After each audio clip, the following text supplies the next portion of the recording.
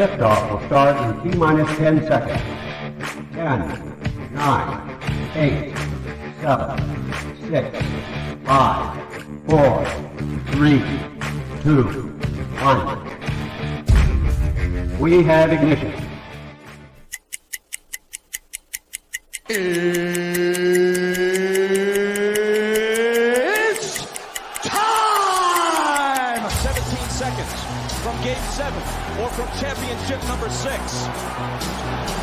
Jordan, open. Chicago with the lead.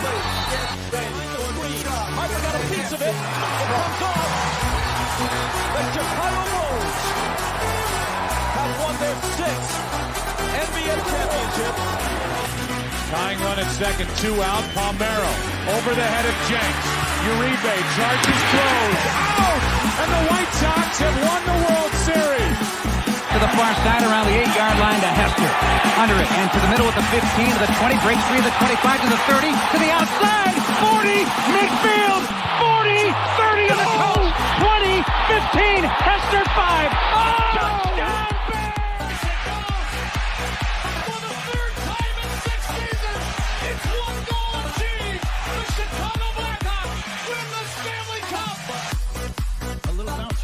Toward Bryant. He will glove it in front of Rizzo. It's in time. And the Chicago Cubs win the World Series.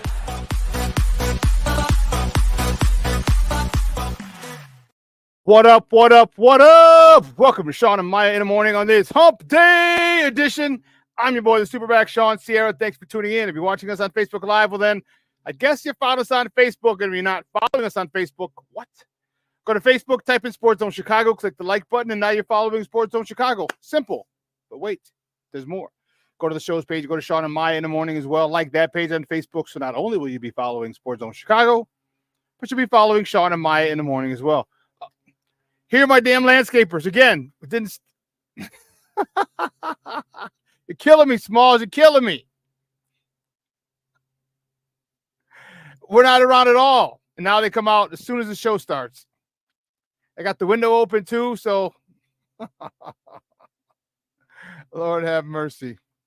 Listen, if you watch this at our YouTube channel, excellent. And if you're not subscribed to our YouTube channel, for real, go to YouTube, type in Sports Zone Chicago, click the subscribe button, but also click the notification button. That's the little bell that's right next to it.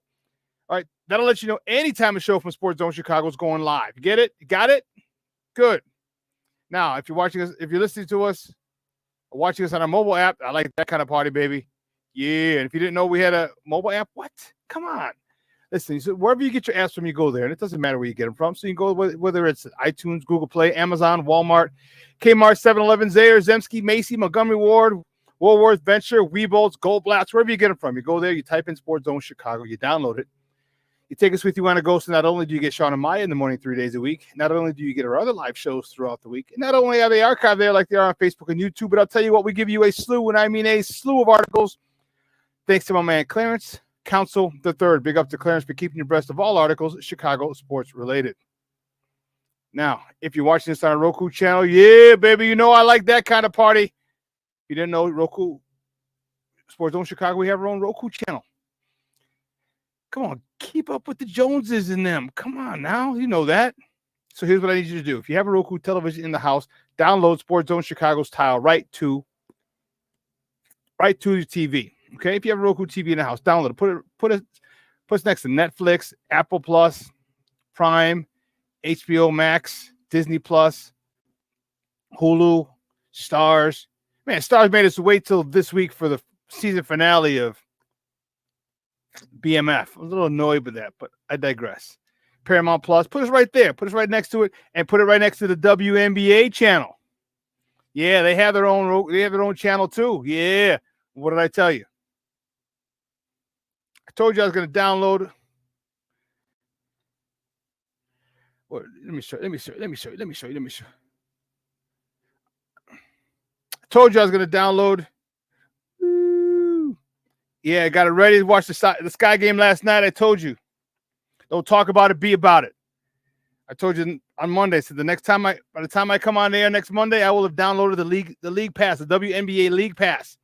Cost me $34.99, was taxed $37. All right, $37.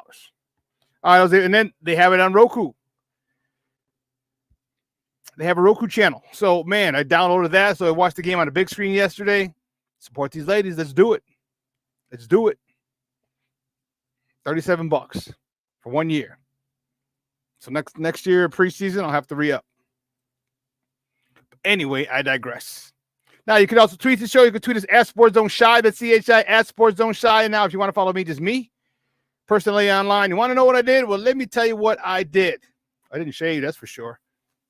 But I made it nice and easy for you folks. Nice and easy. One handle for Facebook, Instagram, Snapchat, and TikTok. All one handle at the Shawn Sierra. If you want to follow my lovely co-host, Maya Akai, you can follow her on Facebook and Twitter at the Sports Chica. If you want to follow her on Instagram because you're an IGer and you do it just for the gram, well, just follow her at Maya_Akai, the newly married Maya. Yes, she just got married over the weekend. MAYA_AKAI. We have a phenomenal show, but I need you to get interactive. Let's get it started, baby. To see whatever platform you're watching us on, whether it's Facebook, whether it's YouTube, whether it's our mobile app, leave a question or comment on that platform. It'll come up here in the thread. We'll put it up on the screen and we'll incorporate it into the show. And that, my peoples, is what makes this the best morning Chicago sports talk show around, and that's you, baby. So bring them all questions, comments, smart-ass remarks, because ain't nobody scared over here. Nobody. Like The Rock said, don't sing it, baby. Just bring it. Let's do it. Let's see who we got in the chat. Man, Levette Lee's up early this morning. That's what I'm talking about. Levette Lee, good morning, Mama. Thank you for tuning in. I appreciate it. My man, Armando Emeterio Lara Jr. Junior's in the house. I like it. How you feeling, Papa? Thank you for tuning in. My man's in them. My man, Cornelius Squalls, what up? To all my sports owners in the house. I like it. I like it a lot.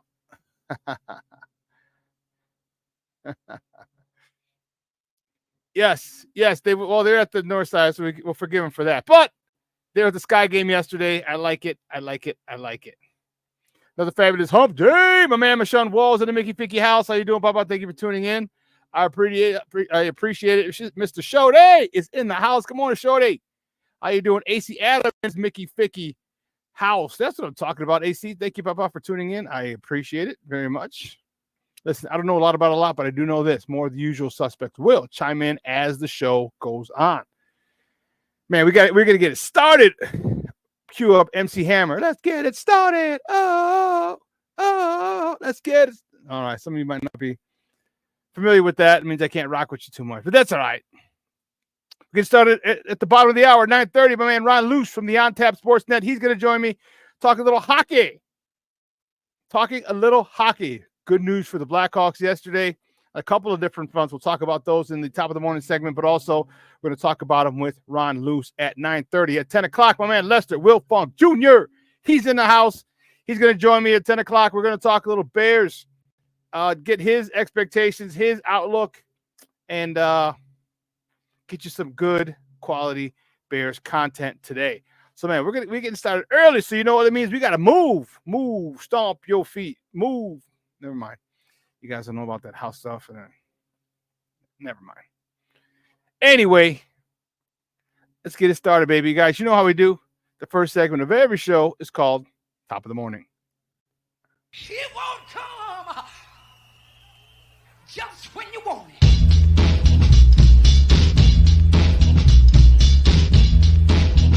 Top of the morning to you. Top of the morning to you.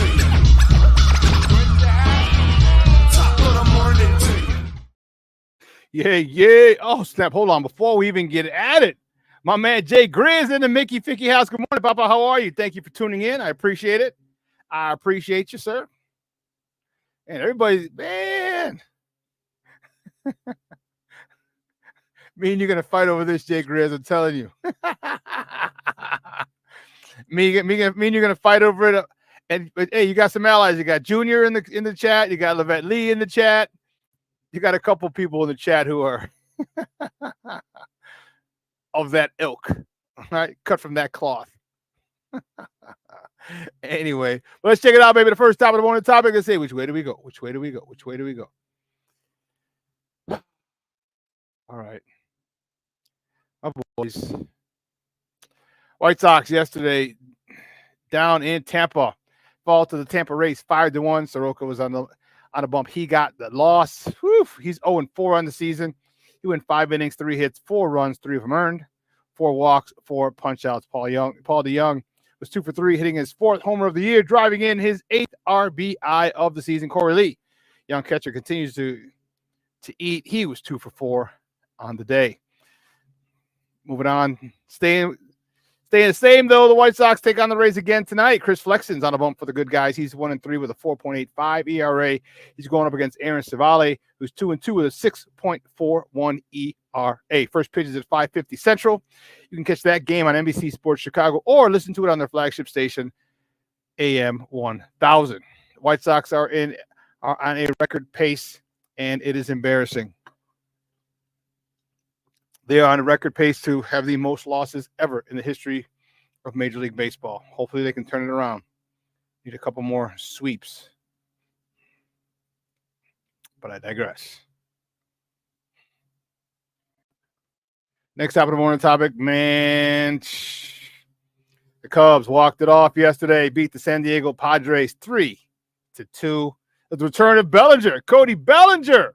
Yes, baby. Yes. Well, Imanaga was on a bump. He got a no decision, although he went 7 innings, 2 earned, a walk, 8 punch-outs. As I said, Bellinger made his return. Not 100%, he said, but he came back. You got to love the fight in that young man, or in that man, I should say. He was 3 for 4 with a homer, his 6th of the season. Welcome back, Belly, with his 6th homer, driving in his 18th run of the season. Chris Morel drove in his 24th run of the season. And Michael Busch, 2 for 4. Walked it off. First pitch of the ninth. First pitch that he saw. First pitch of the ninth. Takes it out for his 7th homer of the season. Driving in his 19th run of the year. Cubs played well. I want to talk shit, but I can't because I just can't. I can't. Anyway, keeping up today, the Cubs host the Padres again today at the friendly confines. Dylan Cease is on the mound. He's 4-2 with a 2.55 ERA. He's going up against Hayden Wesneski, who's 2-0 with a 0.54 ERA. First pitch is at 1:20 p.m. You can catch that game on the Marquee Network or listen to it on their flagship station, 670 a.m. You know, Dylan Cease talked a little bit about last year. An article today's Sun Times, Dale Van Schouwen. Okay. From the Chicago Sun Times. He talks about it. Dylan Cease says it wasn't enjoyable in any way.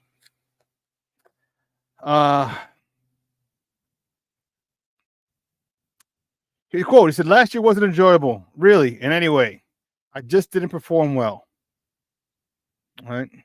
We had a good chance to compete, and we just didn't put it together. We had a really bad year. It led to the need to kind of redo everything. Yeah. But now he's in a good spot with the Padres. He's got a nice little squad with him.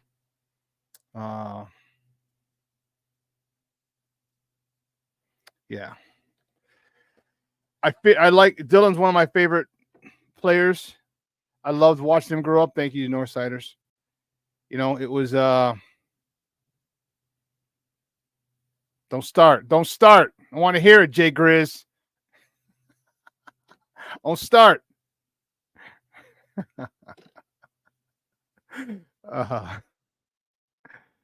It was rough for them. It was rough for Dylan, man, especially the year before when he was second in Cy Young voting.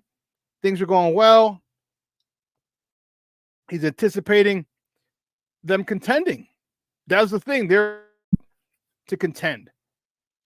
All right. There's Luis Robert ready to take the next step and become a full-fledged superstar. Hopefully, you had Eloy Jimenez and Yohan Moncada ready to break through and be consistent. You had Tim Anderson. You know, you had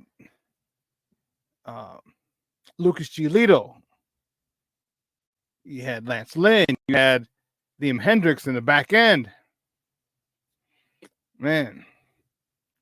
Told you, don't blaspheme on here, boy. Jay Grizz, don't be blaspheming on here. It should be walk it on. Now walk it off. Now walk it off.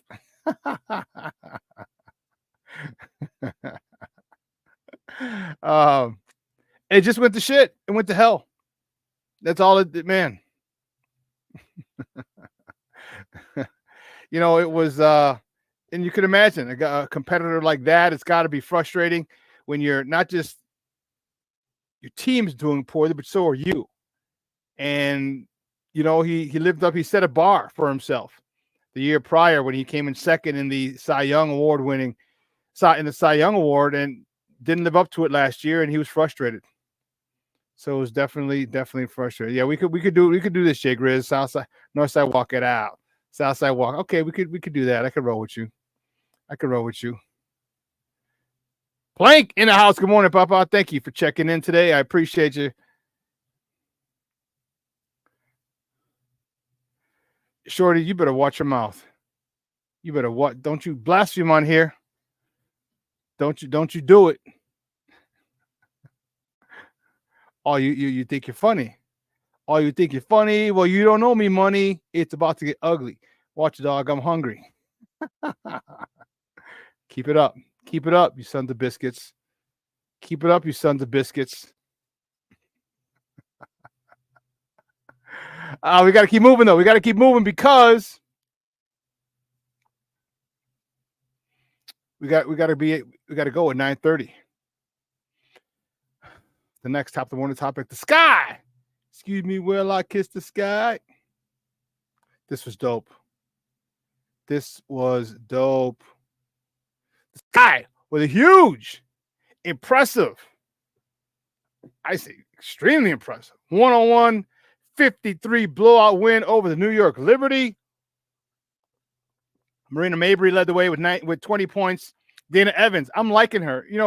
Jason talked about her a lot last year. She came back to the team last year. And I wasn't familiar with Dana Evans. And watching her yesterday, I like her a lot. And Jason had mentioned it. He talked about her quickness, her ability to be a pest on defense, and her ability to create her own shot. And yesterday I really paid attention for the first time in a while to Dana Evans. And man, I really like her game. She had 19 points, 5 boards, 7 dimes. And then Chi-Town Barbie, yes, baby. Chi-Town Barbie Angel Reese, 13 points, 5 rebounds. And what I thought was really cool, really cool was at the Sky game yesterday, you had some of the newest Chicago Bears. You see in the screen Keenan Allen, Caleb Williams in the middle, and Roma Dunze on the right. Now, let's not forget, Angel and Caleb, they're from the DMV area. She's from Baltimore, he's from D.C. She's Baltimore, Maryland, he's from Washington, D.C. So they're from the DMV area, so they're familiar with each other, especially nowadays. You got to understand, nowadays it's so different. People in the same part of the region, athletes with social media and things like that, you tend to stay connected with people in your area. So she talked about it. I believe it was channel NBC Sports. She talked about, someone asked her if her and Caleb hung out. She's like, oh yeah, Caleb's my guy. We're both from the DMV area, and she's excited. Like, she said exactly what we're saying, what we see. She's like, there's a lot of young, new talent around. There's a lot of young talent. Me, I'm here. Caleb's here. And she's like, I hope that, the Bulls get some more guys. And, she was just saying, basically, the young guns, what I'm saying. Basically is what she's saying. So she loves it. I love it too. So she's coming in at 22. Caleb's around the same, 22-ish. Hell, Kobe White from the Bulls is only 24. So, you talk about all guys, all athletes in that age group. Remember I told you the other day, on Monday, I said, I hope they form like the Brat Pack. All right? Remember that back in the 80s? For those of us who were alive in the 80s? Rob Lowe, Demi Moore, Anthony Michael Hall, Robert Downey Jr. Remember that whole, they had like a few movies together. They tried to, but yeah, so I think it's a great thing. I think it's a great thing that young Chicago athletes are hanging out together. I just think it's a cool thing. I do. Because you know what? That means when you see one, you might see might see two or three. Like Caleb, but here's the funny part. Is Caleb Williams is going to be shorter than Angel Reese. I just think that's funny. Caleb Williams is going to be shorter than Angel Reese. So if they go out, God forbid she's wearing heels. But I mean, she'll probably wear maybe a little heel, a little, not actual heels. So if they're ever out in a club, she's going to be like this tall. He's going to be like right here.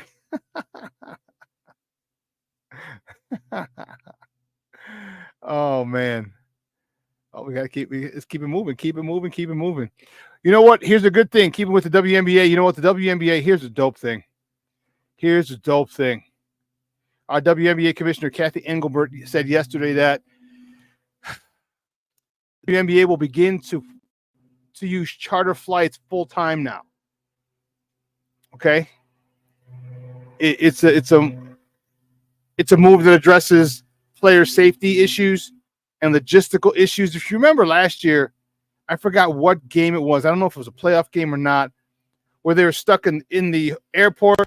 Some girls drove back home while the other girls waited in the airport for like 10 hours, 12 hours, something like that.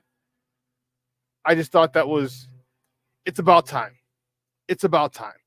Again, here's the Caitlin Clark effect. How? Well, you got a lot more people pumping money into the WNBA. All right. It says, and Engelbert, the commissioner, said they're going to commit about 50. This is in an article. All right. By ESPN. They're going to commit about $50 million over the next 2 years. All right. So full-time charter services for the teams during the season. All right. So it'll be about 25 mil per year. And it just bypasses, security, bodyguards, it just bypasses that whole thing. And they're professional athletes. Treat them like that. All right. And so here's what the WNBA Players Association president, Anika Ogwumike, said. She said chartering flights is not only a safety measure, the biggest thing, and then obviously what it means to be able to play a game and go home and rest and recover and be the elite athletes that we try to be every single night when we step out onto this court. It's a great day for our league as a whole that we were able to get here, and we're going to continue to grow and continue to build and continue to push for even more.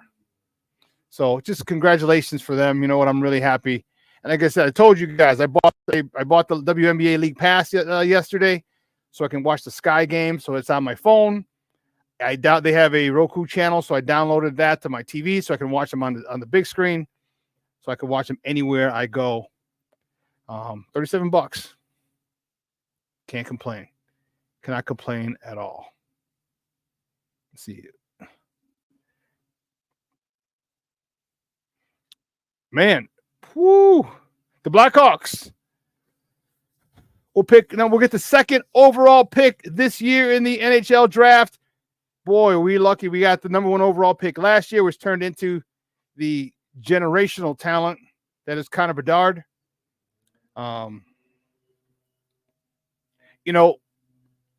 If you think about it, it's interesting because everyone wants to use the word generational. Okay, everything's generational. Everyone's generational. Okay, they're not. All right, we have to really stop doing that. We have to stop. But here's the thing about hockey. Remember I told you hockey people don't throw that word around?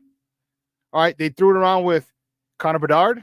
They threw it around with Austin Matthews back in like 2017, 2018, somewhere in there. They threw it around. They threw that word with Conor McGregor back in like 2014, 2015.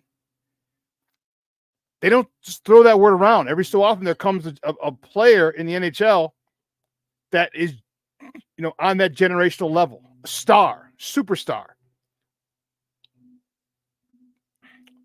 And this year's number 1 overall pick by the San Jose Sharks, they got the number 1 pick. The presumptive number 1 pick is Macklin Celebrini. Okay. But nowhere once have I seen in anything where they call him generational.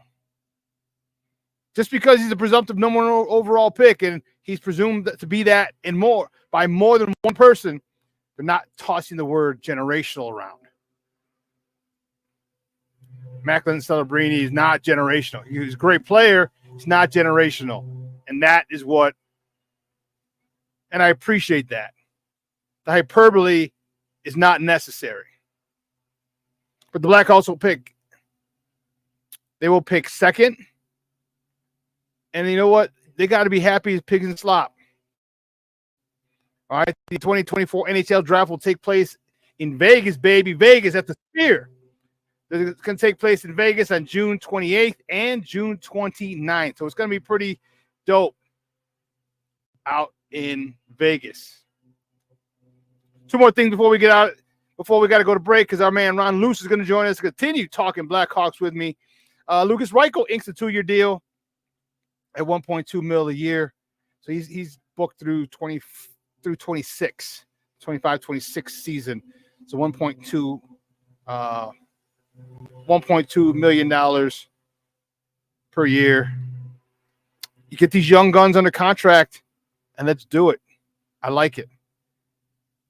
And the last top of the morning topic, the NFL is set to release its schedule on May 15th. This is per sources. Now, the NFL, they think they run shit. Well, they do. So they could wait if they want. They could do it the 16th or 17th. Let me see. What day does that fall on? Got to check. Today. A week from today. So a week from today, they're supposed to drop it. Drop it like it's hot. I hope so. So I'm planning to go to San Francisco. My buddy's been on me for the last 2 years. When are you coming to visit me? When are you coming to visit me? I texted him yesterday. I'm like, hey, bro. I said, just so you know, the schedule is the NFL schedule is allegedly going to be dropped on the 15th. When they do, and I find out when they're playing the Niners, because we know they're playing San Francisco at San Francisco. We just don't know when. I said, when they do, I'll get my ticket and I'll let you know. He's like, good. So I'm excited. A whole bunch of people are excited. There's a lot of different places Bears fans are going to travel to. Bears takeover is real. Man, Bears fans travel in droves, and I like it a lot. I love it, as a matter of fact. I can't wait to London. Bear fans are going to go nuts across the pond. You don't think they're going to be nuts in Indy? It's right down 65. It's right down 65. Tons of people got people in Indy or right around Indy. So, yeah, it's going to be a good time. Arizona, I believe they're going to. Frisco, they're going to. They're going to Houston? Yes, they're going to Houston as well. H-Town. So it's going to be a good time. Chicago Bears take over. But let's take a quick break. And on the other side of the break, we're going to welcome our guy Ron Luce from the On Tap Sports Net. Talk a little hockey. I'm excited about Lukas Reichel getting signed. I'm excited about the number 2 pick and who we're going to get. Yeah, that would have been dope if we had the number 1 pick again. But I don't want to get greedy. Part of me wants to be greedy.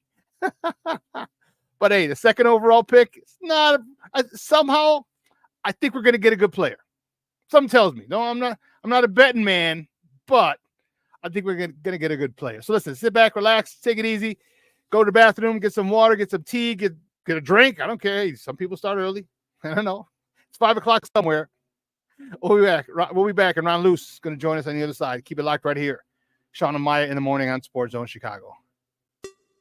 Hey, it's your boy, the SuperBack, Shawn Sierra, and be sure to follow Sports Zone Chicago on all social media platforms, on Facebook, Instagram, and our Roku channel. You can find us at Sports Zone Chicago, and on Twitter, we are at Sports Zone Shy. Also, be sure to download our mobile app so you can take Sports Zone Chicago with you on the go. Time out. How are you feeling right now? Happy? Excited? Angry? Overwhelmed? One of the best things you can do for your mind health is to name what you're feeling. It can sharpen your awareness and help you talk about your feelings with someone you trust. Here are 3 questions to ask yourself. Where are your thoughts right now? In the past, the present, the future? Do you notice any sensations in your body? Is your heart beating fast? Is there a flutter in your stomach? Or are you fully relaxed?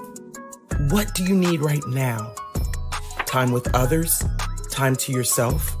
Remember, there's power in this awareness. So find ways to identify what you're feeling today.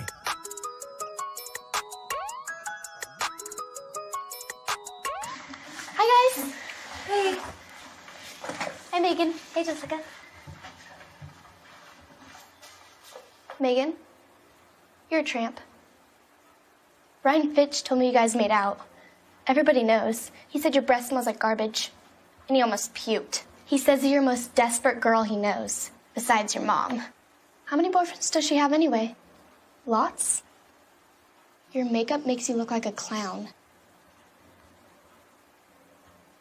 That zit is huge, zit face. Ugly.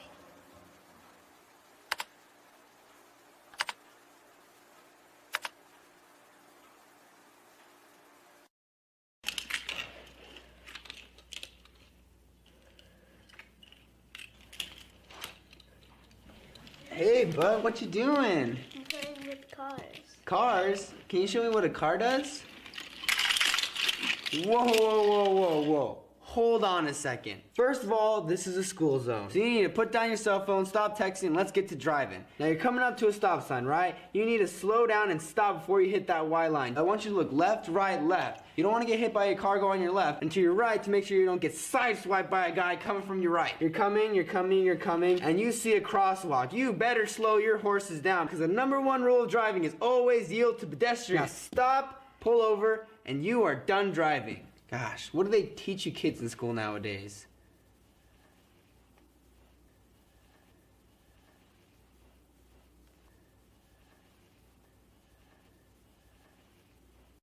Drilled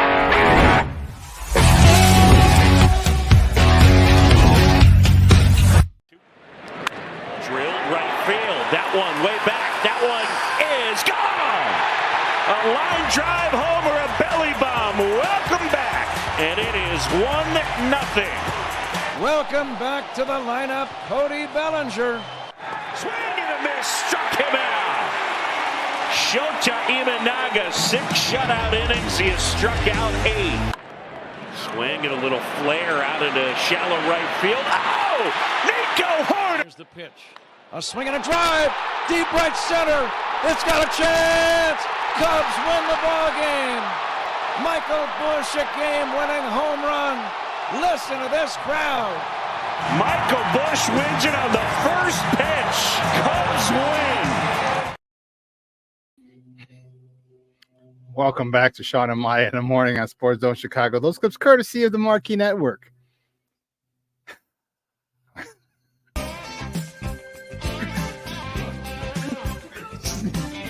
Get that off there, Steve-O. Get that nonsense off. Those are the Cubbies yesterday with a walk-off win. Belly with a welcome back belly bomb. I told you I like him a lot. Big fan of Cody Bellinger. I thought he was perfect for that organization. Perfect attitude, perfect mentality. Obviously the production would fit anywhere, but just his whole demeanor. That was him yesterday, walking it off, and Wrigley had to be rocking. Whew. Anyway, we don't care about that over there. Our first guest with the On Tap Sports Net, and he does double duty, triple duty, quadruple duty. Four Feathers Podcast, Cubs on Tap, Bears on tap, Sox on tap, Hawks on tap, Sky on tap. You think he does everything on tap? Man, you can find him on Twitter at Luce.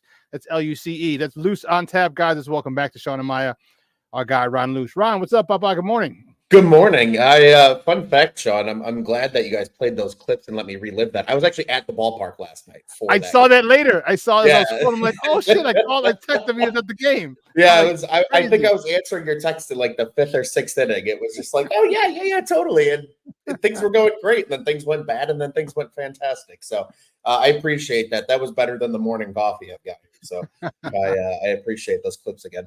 Good, man. Yeah, well, Cub fans are happy, man. You know what? They're in a good spot. They're in a really good spot. Belly's back.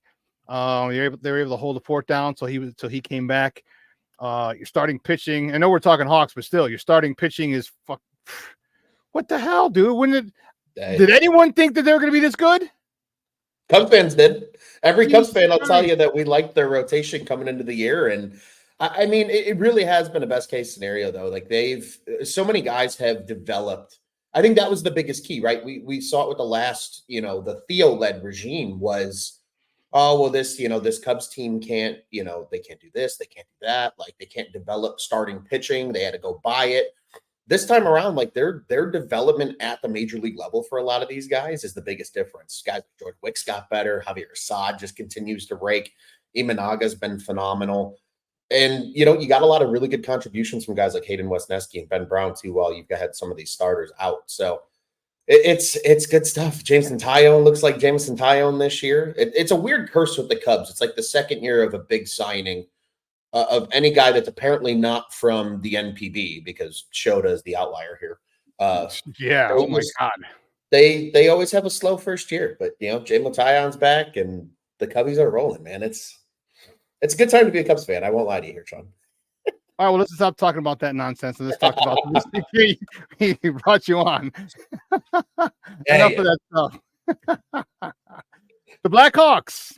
Mm-hmm. The Blackhawks are in a good spot. They did not get the number 1 overall pick in the draft like they did last year. However, they did get the number 2 pick overall. So you know what? When you're building a franchise, you want top-notch players, and the ability to get top 10 players is awesome. Top 5 players is even better. Top 2 players, Lord have mercy. Now you're cooking with gas. Talk to me when you found out yesterday when they were going to they got the 2nd overall pick. How did that make you feel? Because I know you cover them in the Four Feathers podcast. Yeah, it was so ironically, we watched it live and in time at good old Murphy's Bleachers before the game, since it was an early drawing, a 5:30 drawing at Central Time. It really was kind of a full countdown, because as they had said, and as the math goes, the worst they could have done was 4th. And that was my biggest concern, honestly, coming into the lottery, was that they were going to fall all the way to 4 and 2 other teams were going to hop into the lottery.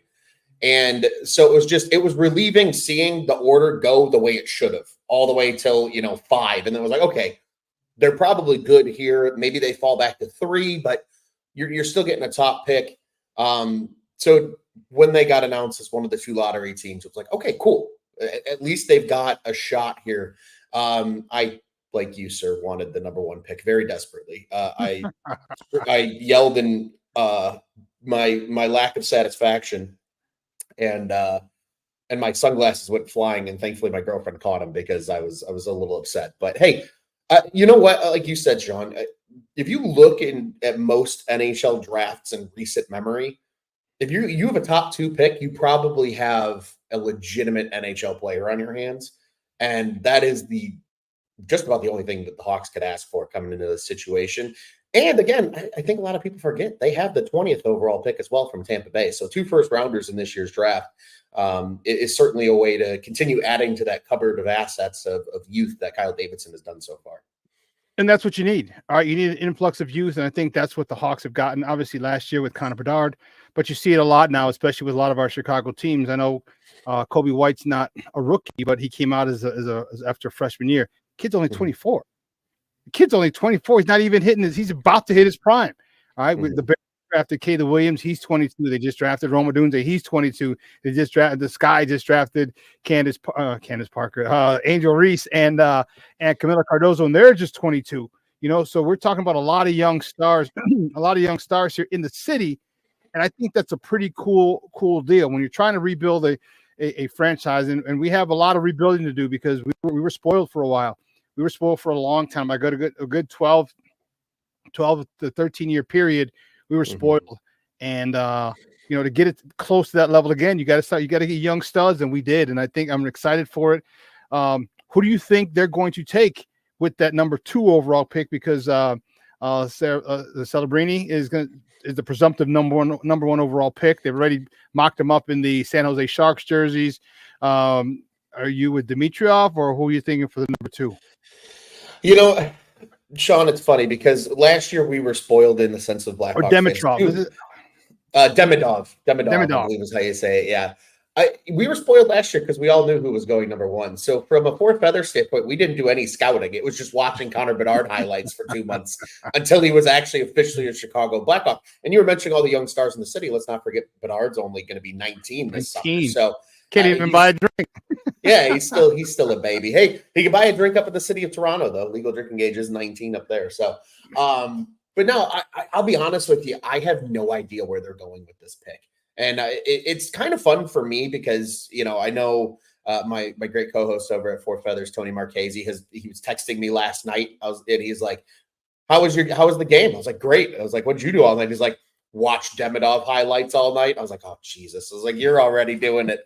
And I'll tell you what, I really don't know where they're going with this team because it really is just going to come down to how Kyle Davidson views the blue line. I think that's the biggest difference here because, yeah, it'd be nice to add a forward. Obviously, that's where they need probably more depth is at the forward position. But when looking at the top of this draft, I mean, there are a lot of really good defensemen at the top of this draft. Most notably, Levshinov. He's from Belarus. He played at Michigan State this year. I got his numbers right here for you. 35 points in 38 games at Michigan State this year. I mean, point a game, kid. There's some really good defensive talent at the top of this draft, and so it's really just going to come down to how they value the players. Demidov, I think, from a physical standpoint, might not be the type of player that Davidson likes. He's about $168 soaking wet, and he's only about 5'11", so he's small. If this was the Stan Bowman era, he would be all over Demidov because he loved small, fast players. But Kyle Davidson has shown he likes guys that have some size, that play with that, kind of bulldog mentality up and down the ice. So it really is going to, in my opinion, it's going to come down to what Davidson thinks of this blue line and the future of the blue line. Obviously, the left side of the blue line is pretty wrapped up with guys like Vlasic getting his extension. Korchinski obviously already up. And I think a guy like Ethan Del Mastro makes the team next year. Okay. That right side has a lot of veterans. It's Murphy, it's Jones, and it's a very open spot. So if there's a right-handed defenseman at the top of this draft that they like, and Levshinov is right-handed, that's a direction they could go. But I know a lot of people like Demidov, and his highlights are real pretty. But I'll be honest with you, I don't know yet. I'll be doing some video watching myself of these guys in the coming months. I will say though, Shawn, I have a pretty good track record of predicting top 3 Blackhawks picks. The last time they were on the clock, everybody's like, who are they going with? They're taking the kid from, they're taking Cousins and they're taking this. And in hindsight, they probably should have taken Cousins. But I said they were going to take Kirby Dach, and they did. So we'll see. We'll see. But it really, again, all comes down to how Davidson views the blue line moving forward. And if he's comfortable with what's already there, then they'll probably go forward with the pick. This is kind of exciting again. All right, picking up. I mean, hell, the Bears just got done with 1-9. All right, and then now we have number 2 and what'd you say, 19? 20. 2 and 20. This is really, really fun. Would you have rather gone with a defenseman at that top or someone at that level? You got to take an offensive. I mean, you have to take a forward. Would you have rather taken someone else or take someone else, or are you good with a forward at that spot, number 2? I think I'd be fine with a forward. I mean, it really just comes down to, I think the one thing that even fans have to keep in mind, because our boy Skokes here in the comments saying he's on the Demidov train. I really think just my thought to like everybody else that's a Blackhawks fan is keep in mind of how Davidson's built this team, because that's going to tell you a lot about how they're going to draft. You know, they like bigger forwards. They like guys that play with that high motor. Demidov is not that type of player. He's a flashy player. He's a hands player.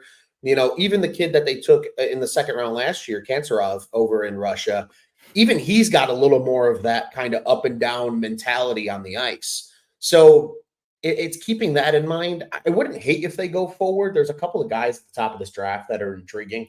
Caden Lindstrom is a nice big forward. He's 6'4". He played in the WHL this year with the Medicine Hat Tigers. He would be a nice, you know, potential addition as well. It just, again, it really, I am in the mindset of take the best player available because they have enough holes right now where they can afford to do that. And whoever they value as the second best player in this draft is ultimately who they're going to take. So I'd be happy if it's a forward. I'd be happy if it's a defenseman, as long as it's a guy that I would say in the next at least year is able to, you know, contribute, you know, kind of on a full-time basis at the NHL level. Guys, we're joined by Ron Luce from the On Tap Sports Net, talking Chicago Blackhawks hockey here on Shawn and Maya in the morning on Sports Zone Chicago. So you're saying it doesn't matter if it's a defenseman or a forward. Sticking with Demidov, you said he's 5'10", $160? Yeah, $168 is what he's listed at. Oh, okay, $170-ish. All right. What about if he adds 15 pounds? Because that's still not a big person, but but it's strong. But because if you add 15 pounds of muscles from 170 to 185, hell, even 190, and that's still not a big person, but that can be a very strong person. You think that? How do you think that the Blackhawks have developed their players as far as in the weight room? Because as we know, weightlifting, strength training is paramount in all sports: baseball, 100%. football, basketball, hockey, soccer, track, golf. All right. How do you think that they've done so far to this point? You know, obviously we've seen Kane and Taze and all those guys get bigger and stronger, because Kane was like 105. I'm exaggerating for effect, of course. But he was as fast as lightning, but then he got stronger. Still fast as lightning, but not much stronger. How do you think their strength and development, strength and conditioning program is, and how will that help Demidov? If they do take him, would that kind of ease your apprehensions a little bit, just because you know he's going to get bigger, you know he's going to get stronger, and you know he's going to stay as fast? Yeah, I think that certainly helps from a size perspective. The Blackhawks have shown they have probably one of the best strength and conditioning programs in the NHL. They do it routinely with guys that came in and people were like, we're not sure about him. He needs to get stronger. And they do. I mean, Patrick Kane is the perfect example of that. You know, I think a lot with Demidov too is going to come down to attitude.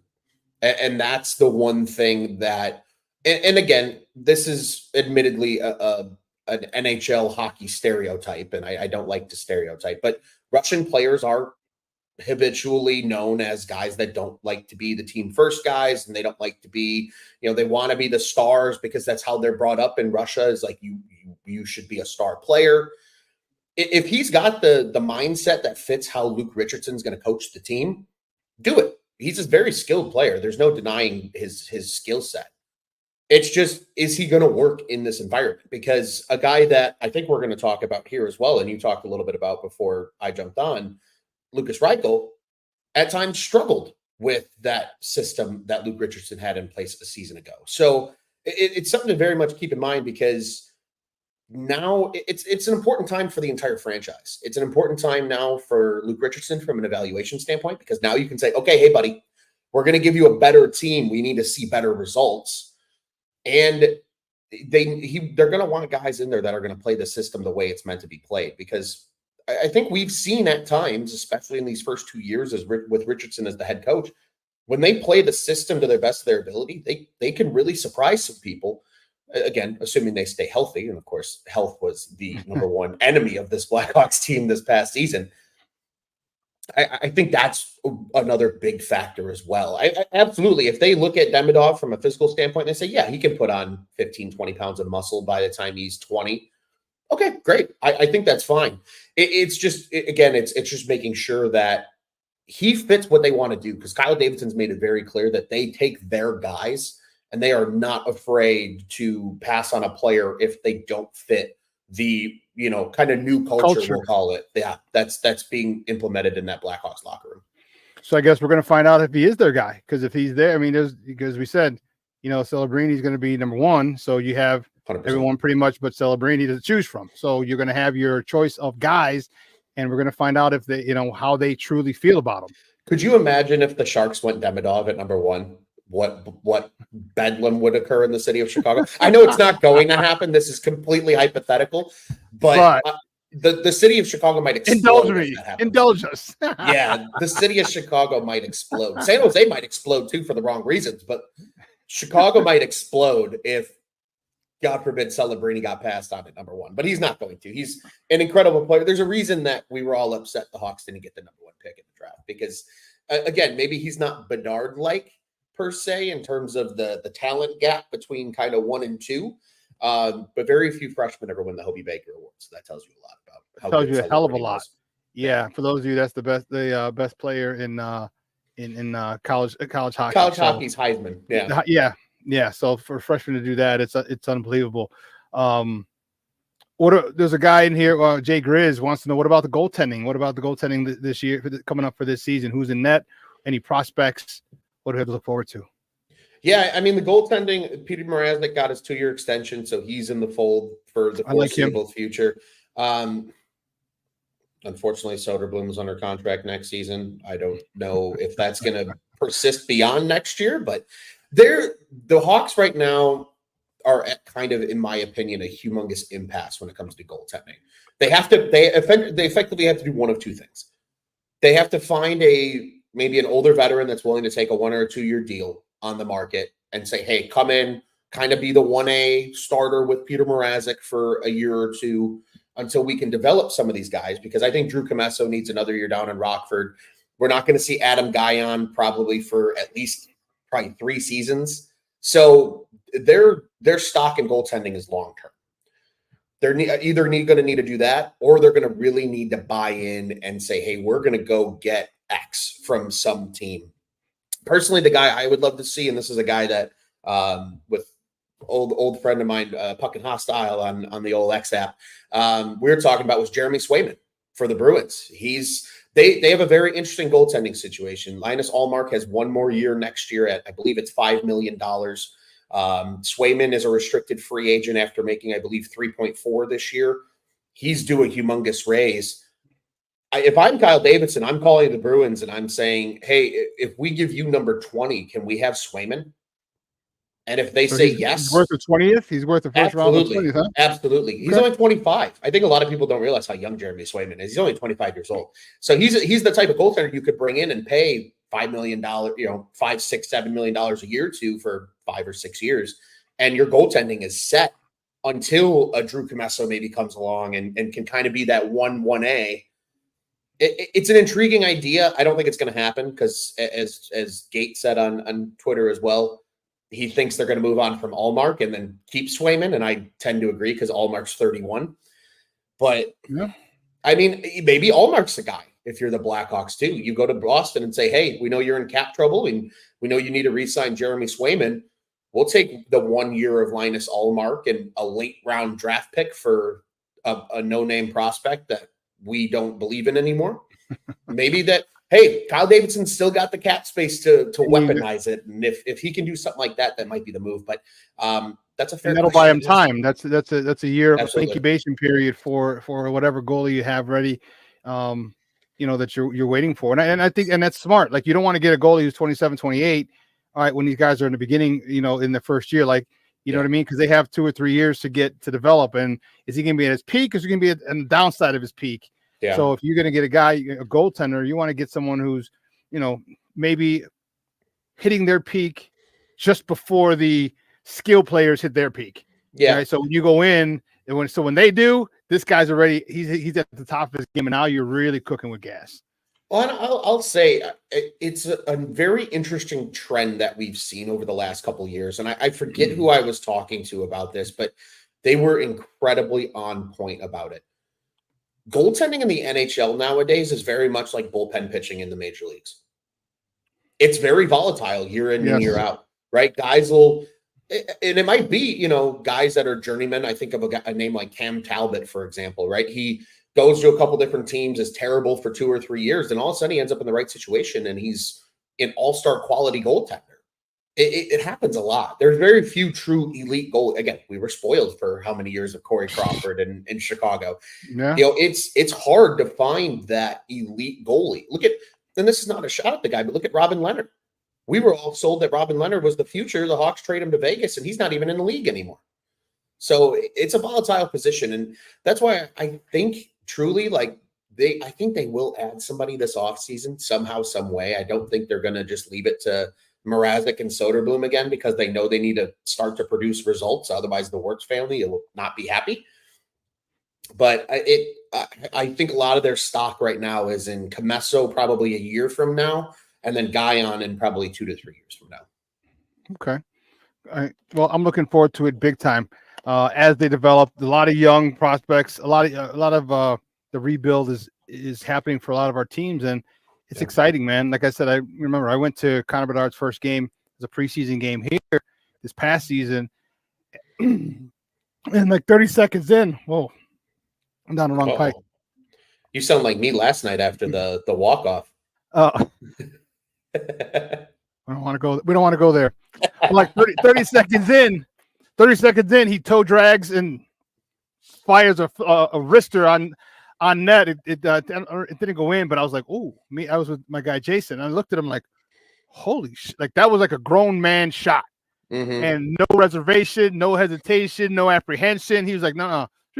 I was like, and there was, like I said, 20, 30 seconds in, and I was like, "Holy cow!" So having people like him, and obviously, Angel Reese and Caleb and Rome and all those guys, it's really Chicago sports is definitely on an upswing, except for my White Sox. But it's definitely on an upswing, and never too late, Shawn. It's never too late to come to the dark side. Oh no, never.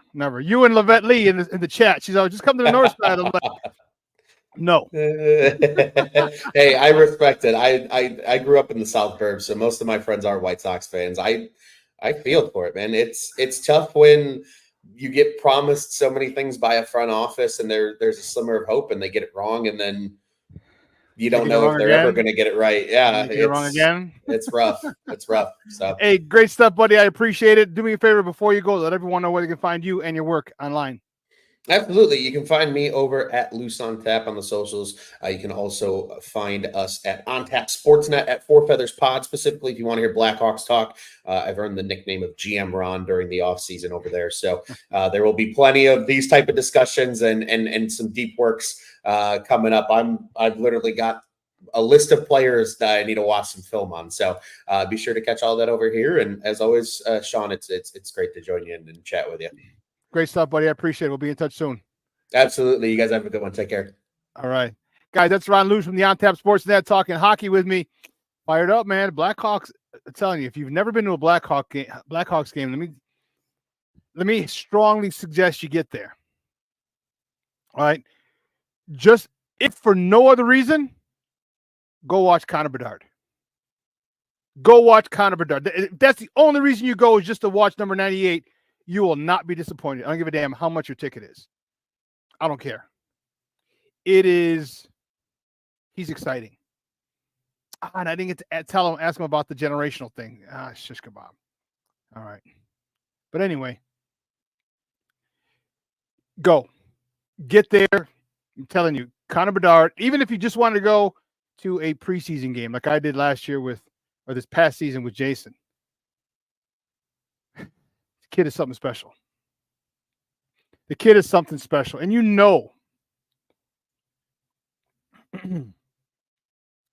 when you see great players, like them or not, it don't matter if you like them, you hate them, you want them, they're on an opposing team and you wish they would die. And I get it. But when you watch greatness, you see it. You see it and you feel it. And this kid is worth the price of admission. Listen, we're going to take a break. On the other side of the break, we're going to welcome my man, Lester Wiltfong Jr. Yeah, baby. We're going to talk a little Bears, so don't go anywhere, folks. Keep it locked right here. Shawn and Maya in the morning on Sports Zone Chicago. Hey, it's your boy, the SuperBack, Shawn Sierra, and be sure to follow Sports Zone Chicago on all social media platforms, on Facebook, Instagram, and our Roku channel. You can find us at Sports Zone Chicago, and on Twitter, we are at Sports Zone Shy. Also, be sure to download our mobile app so you can take Sports Zone Chicago with you on the go.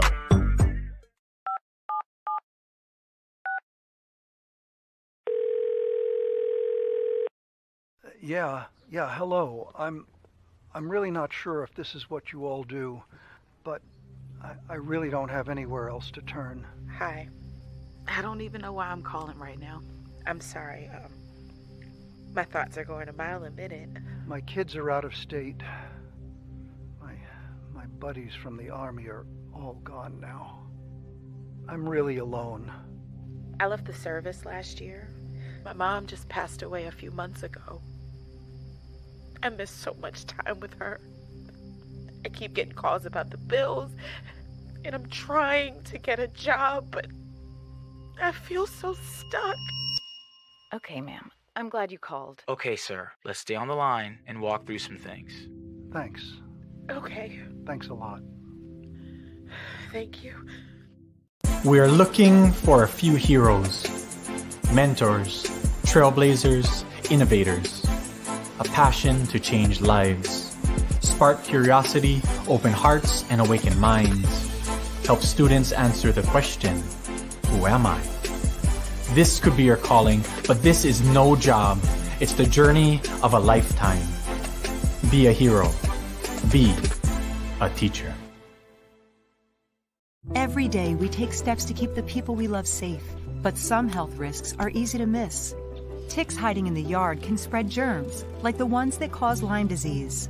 Mice searching for food can spread bacteria that makes us sick. Mosquitoes lay eggs in standing water and can spread West Nile virus and more. Cockroaches are drawn to water in the home, leaving behind allergens that can trigger asthma attacks. Common pests can threaten our health. Learn how to protect your family at pestworld.org. Mental health and learning disorders don't discriminate. 17 million children and adolescents in the United States live with disorders like anxiety, depression, ADHD, and dyslexia. Less than half get the help they need to thrive. Help the Child Mind Institute change these children's lives. Visit childmind.org.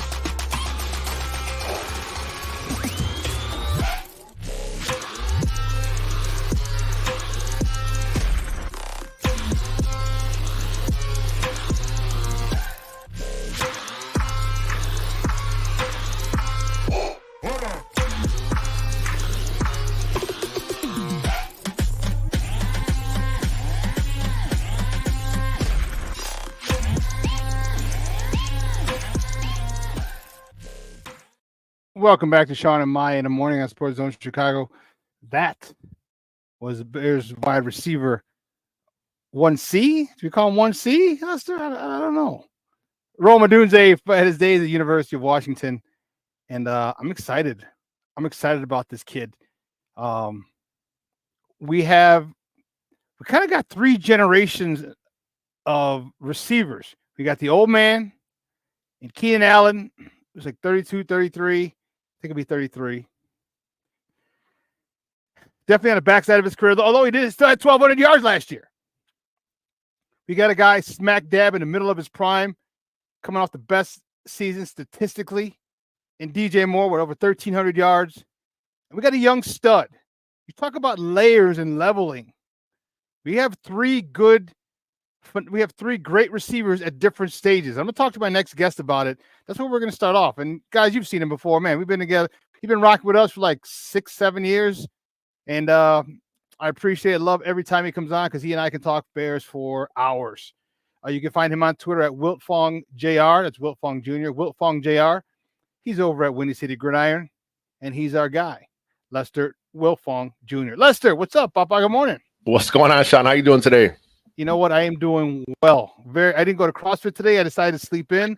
I went to bed at 11 o'clock and got up at 7. I'm like, this is what 8 hours of sleep feels like? That's good, man. I haven't had 8 hours in a long time. It's a bit strange for me. So yeah, but that's good, man. Good job. It's been a long time for me. My body didn't know what the hell to do. I'm like, why am I so awake? I didn't do a bump. I didn't do cocaine or coffee, nothing. I'm just all wired. But I guess that's what happens when you get 8 hours of sleep. Oh wow, who'd have thunk it? Does anyone else know about that? No idea. I heard something about it. Well, as you saw yesterday, in those clips coming out of the break, Roma Dunze is that dude. But as I was talking about before you came on, I like the levels, the layers. Yeah. You got a vet, on the backside of his career, still 1,200 yards in Keenan Allen, a guy in the middle of his prime in DJ, and a young stud who should be there when DJ's ready to hang it up or leave in the next, hopefully 5 years.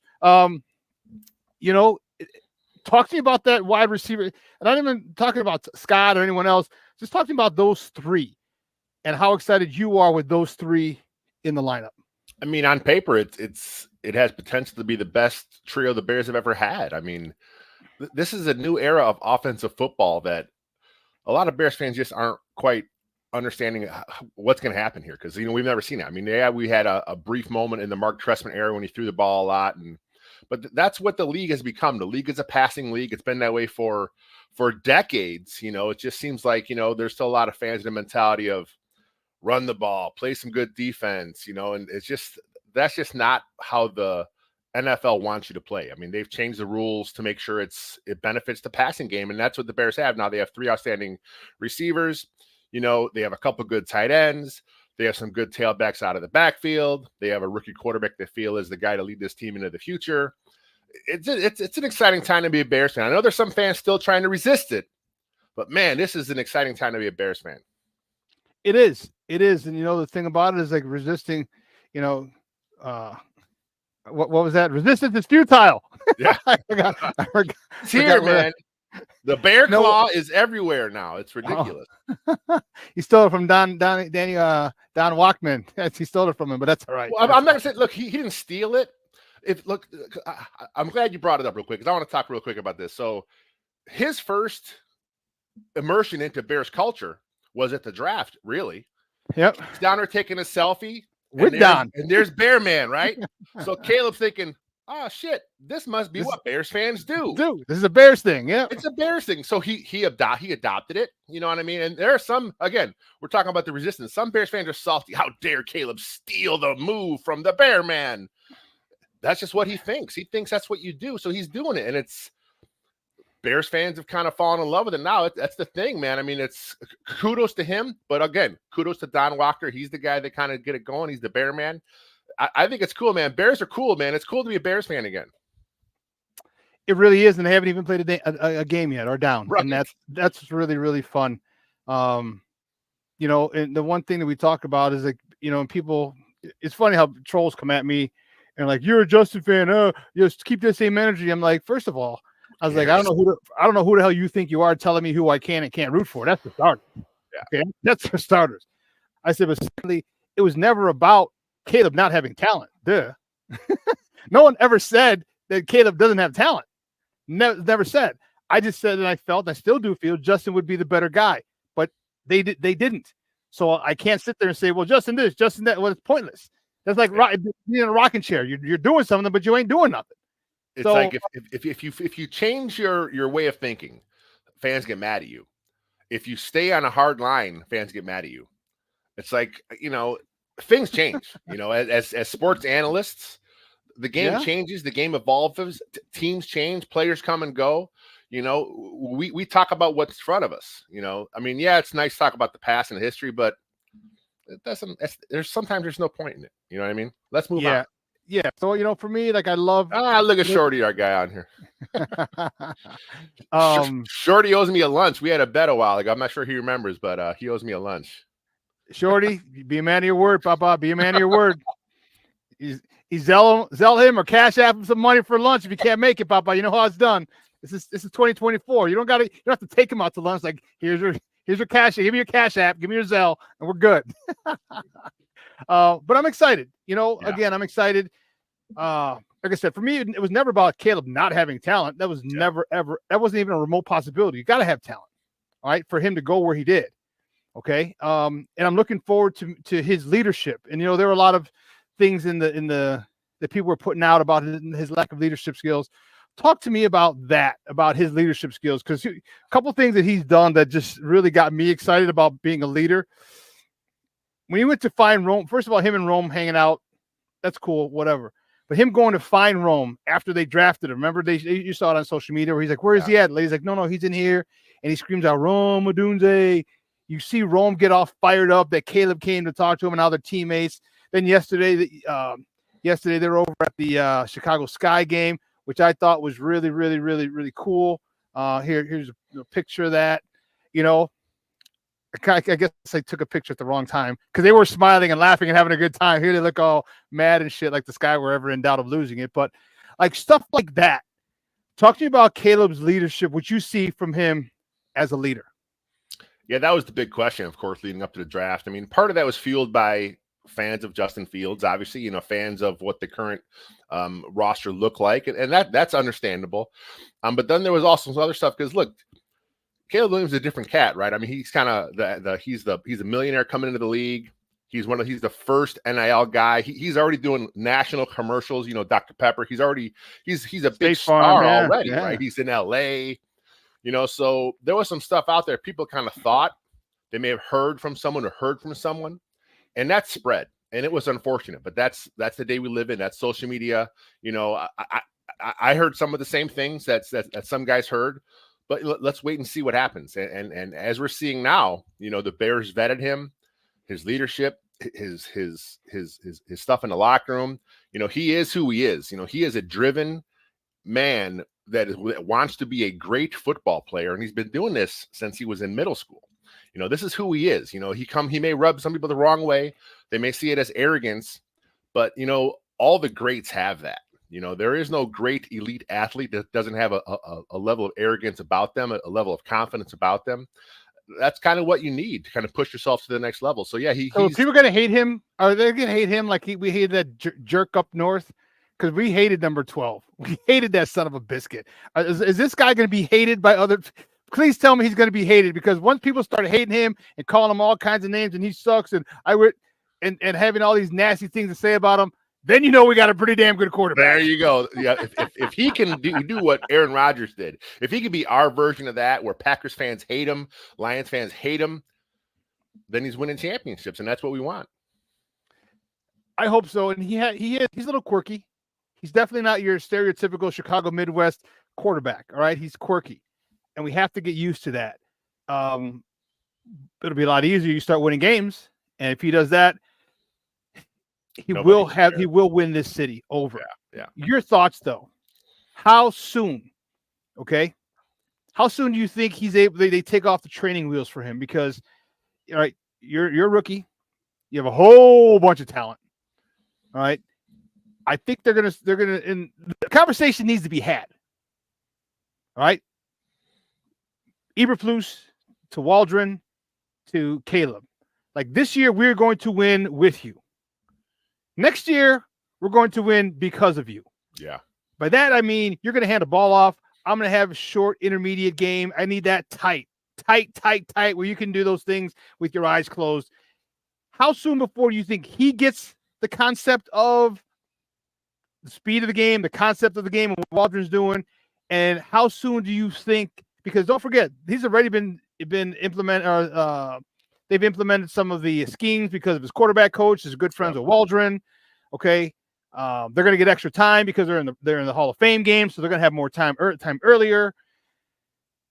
Do you see this year as a point where, I don't know, maybe week 12, 13, 14, where the training wheels come off and like, boom, you can throw it 30 times a game. You know, if it calls for it. Do you see them being able to do that this year? Yeah, I think at some point it'll just click. I mean, it does with all rookies. You know, at some point, this, like you said, the speed of the game is a big thing for these guys. At some point, they'll understand things a little better. It's a different game. I mean, the coverages are different. They'll attack him different ways. You know, he's coming from a different offense. Obviously, the air raid has different concepts, different schemes that they kind of work within the framework of what they're doing. Mm-hmm. Some of it translates to the NFL level. We've seen other quarterbacks throughout the league kind of do that. But yeah, I mean, the fact, like you said, that he's been working in similar concepts because of the Shane Waldron connection, the connection to the Shanahan style offense, the McVay offense. He knows it. I mean, he's been working on it. He's been working on it every offseason with his quarterback trainer. So he's going to come into this with an understanding of already what's expected of him. But I think you put it great, man. This year, they're going to win with him, and then as again, it'll click. When it clicks, now they win because of him. And the talent's here, man. I mean, this is the most talented Bears team that I can recall. I'm pretty old, so I can't remember a Bears team this talented since I'm going back to the 80s. I mean, that's really. I mean, you're overlooking the 10, 11, 12, and 13 with Cuddy, Forte, and you still had Urlacher, Briggs. I mean, those were Urlacher, Briggs were to the end. Those are pretty talented teams, but I'm talking just like the sheer number, especially on offense. I mean, the weapons. I mean, Gerald Everett, you know, he's a viable move tight end. Cole Kmet is a viable wide tight end. You have 3 receivers. You have a couple tailbacks that can do it for you. You know, the O-line, we got to see how they come together. That's the big question mark a lot of fans have. But on paper, man, this offense has weapons. This offense is going to be something that defenses have to cover every inch of grass. I mean, you mentioned Rome Odunze, right? Very talented prospect. He's going to be facing the third best corner sometimes. I mean, that's ridiculous at best. That's with no one being injured on the defense, because then you're going into fourth or fifth best cornerback, and you're putting him on that joker on the fourth or fifth. The weapons are ridiculous. It's going to be. I can't wait to see it come together. I can't wait for training camp to see how these things all work here. Again, it all hinges on Caleb becoming that dude. But you know, people that are way smarter than me think he is. So I'm pretty confident that he's going to be that guy at some point. Talk to me about Shane Waldron. I've said repeatedly, once he was hired, I said that is the most important acquisition this offseason. It didn't matter if I was a big Justin Fields guy, but Justin Fields or Caleb, it didn't matter who it was. To me, the biggest acquisition was going to be Shane Waldron. How do you feel about Shane Waldron leading this offense with this electric rookie, with a lot of talent, with a lot of expectations? Talk to me about how you feel about Shane Waldron running the show offensively. Yeah, that's the key, man. I mean, this guy has done it. You know, he's been a play caller for 3 years. You know, this is the scheme that Matt Eberflus wanted, right? This is what he wanted to do immediately. So it was like he's finally getting it. He thought he had it in Getsy. For whatever reason, the Getsy experience wasn't the best. You know, it just didn't work out as far as what Flus thought he was going to get. But now he's got a guy. He's doing the exact scheme that he wants. He's going to be able to have it work for him. And we look at his history throughout the last 3 years in Seattle, right? He's kind of changed what he does each year. There's a lot of talk about, he loves the 3 tight end set. Well, yeah, last year, because that's the talent he had. He had, exactly. You know what I mean?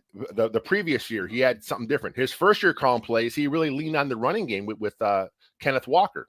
You know, he had like the bulk of the carries, the bulk of the touches.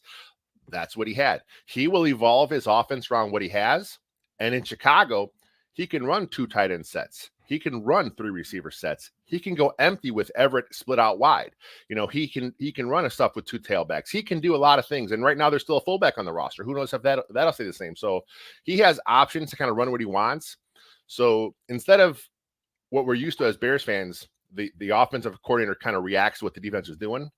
Now, Shane Waldron's going to be setting the tone. He's going to do what he wants to do based on your personnel. He's going to attack you and make you adjust to him. And I think that's a great thing for Caleb Williams. I do too. And I think the more you run the ball, the more you just hit, and I said it a few minutes ago, hit that short to intermediate game. Give me slants, give me hitches, give me curls, give me 5 and outs, give me quick outs, give me maybe dig, but the more efficient you get with that, and the more times we smack him in the mouth, it is going to open up so much for Caleb. And don't get me wrong, they're going to take their shots down deep, but it's just not going to be the greatest show on turf yet. yet. All right, definitely not till next year, at least next year. But my thing is with him is just get comfortable in, you know what, get comfortable in the journey. Get comfortable in the basics. If you can master the basics, and that's handing the ball, that's slants, that's hitches, that's those crossing routes, those little intermediate things, it opens up. And if he's cool with that, and I asked his head coach, who's actually one of my best friends from college, I had him on last week, the day after the draft. He was still out in Detroit. And he was saying, you know, Caleb, we asked him to throw the ball 40 times one game. He said in other games he threw it under 15. He said, and he didn't care. He just wanted to win. And it echoed what Caleb said. He's like, someone asked him, and he's like, I'm not here to wow you. I'm here to win games. And that meant when he said that, I'm like, all right, kid, you get it. Because he sounds like a little bit of a politician, but even if it was political talk, that's exactly what you want to hear. Like, I'm not here to wow. I didn't need to throw 500 yards. If I get 175 when we get the dub, guess what? We get the dub. And that's the most important thing. I like his mindset.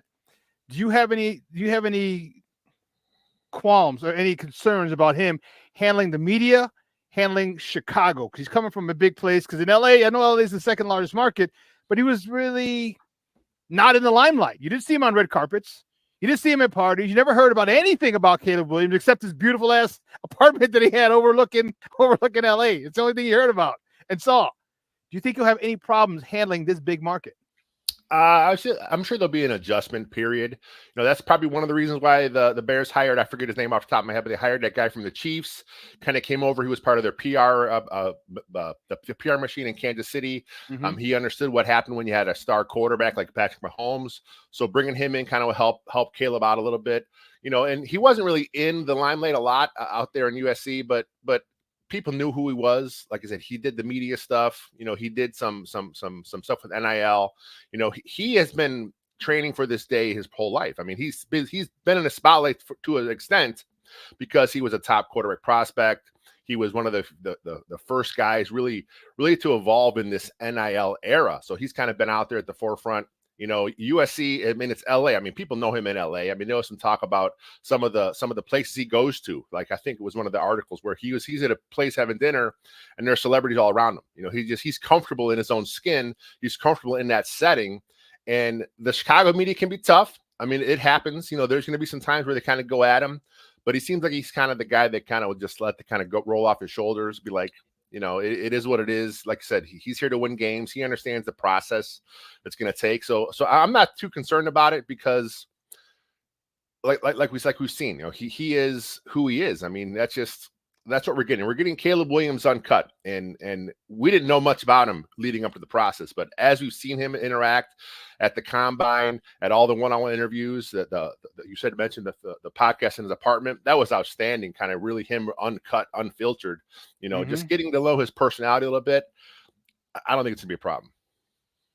Well, I hope not, and I don't think it will either. Especially talking to my guy Randy, his head coach, and you know, he's just, you know, the things he had to say about, and I get it, you know, it's your guy that you coach, but still there's certain things like you don't say these things like if you're not there. Like, you won't make stuff up. You just, if it's not there, you won't say it. Yeah, you just won't say it. And the things that he said were just great, and I loved it. What do you think the offense needs, if anything? The O-line, I mean, that's still kind of a question mark. I mean, yeah, they made some pickups. Are you good with the center position? I don't know, man. I mean, I like the Ryan Bates decision a couple years ago, and then it fell through. So I was fine with it bringing him in, you know, but he didn't play a lot. He hasn't played a ton of center, you know, so maybe the other guy wins the job, Shelton.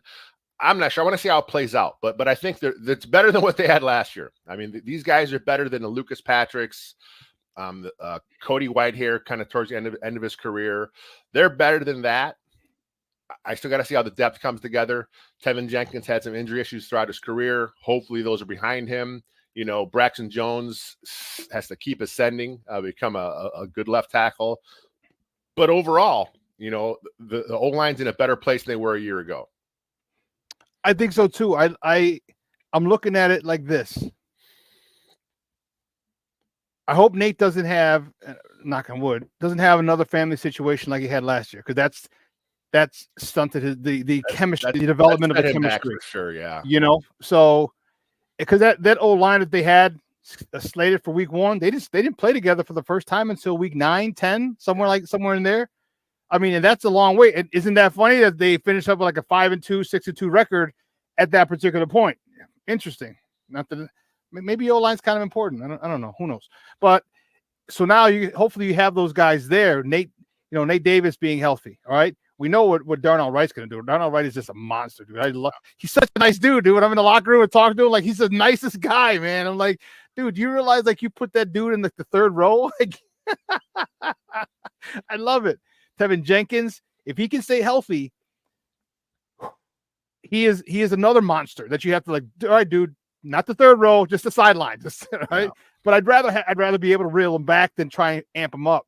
And I think your assessment with Jones is huge. If he can continue to ascend, if he can take another step forward, because I think he had big strides from year 1 to last year. All right, he was able to anchor better, not perfectly, not great, but better on that bull rush. If he can get stronger and become even better anchoring, you don't need a gold jacket left tackle to have a great offense. Yeah. My projection for him, his ceiling, and it could be wrong, it could be higher, but for me, it's an above average left tackle. And you can win a hell of a lot of games in the NFL with an above average left tackle. And I think he's ascending to get there. Hopefully he gets there this year, because if he does, whew, that old line, and you mentioned the center part.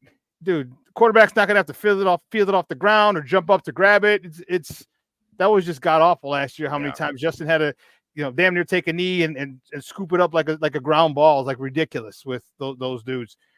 So I'm super excited about the offense and what they're going to do. But talk to me about that defense. What does it need? How excited are you about this defense? I mean, we're excited about the offense, as we should be, but that defense was the best defense in the NFL for the last 6 weeks.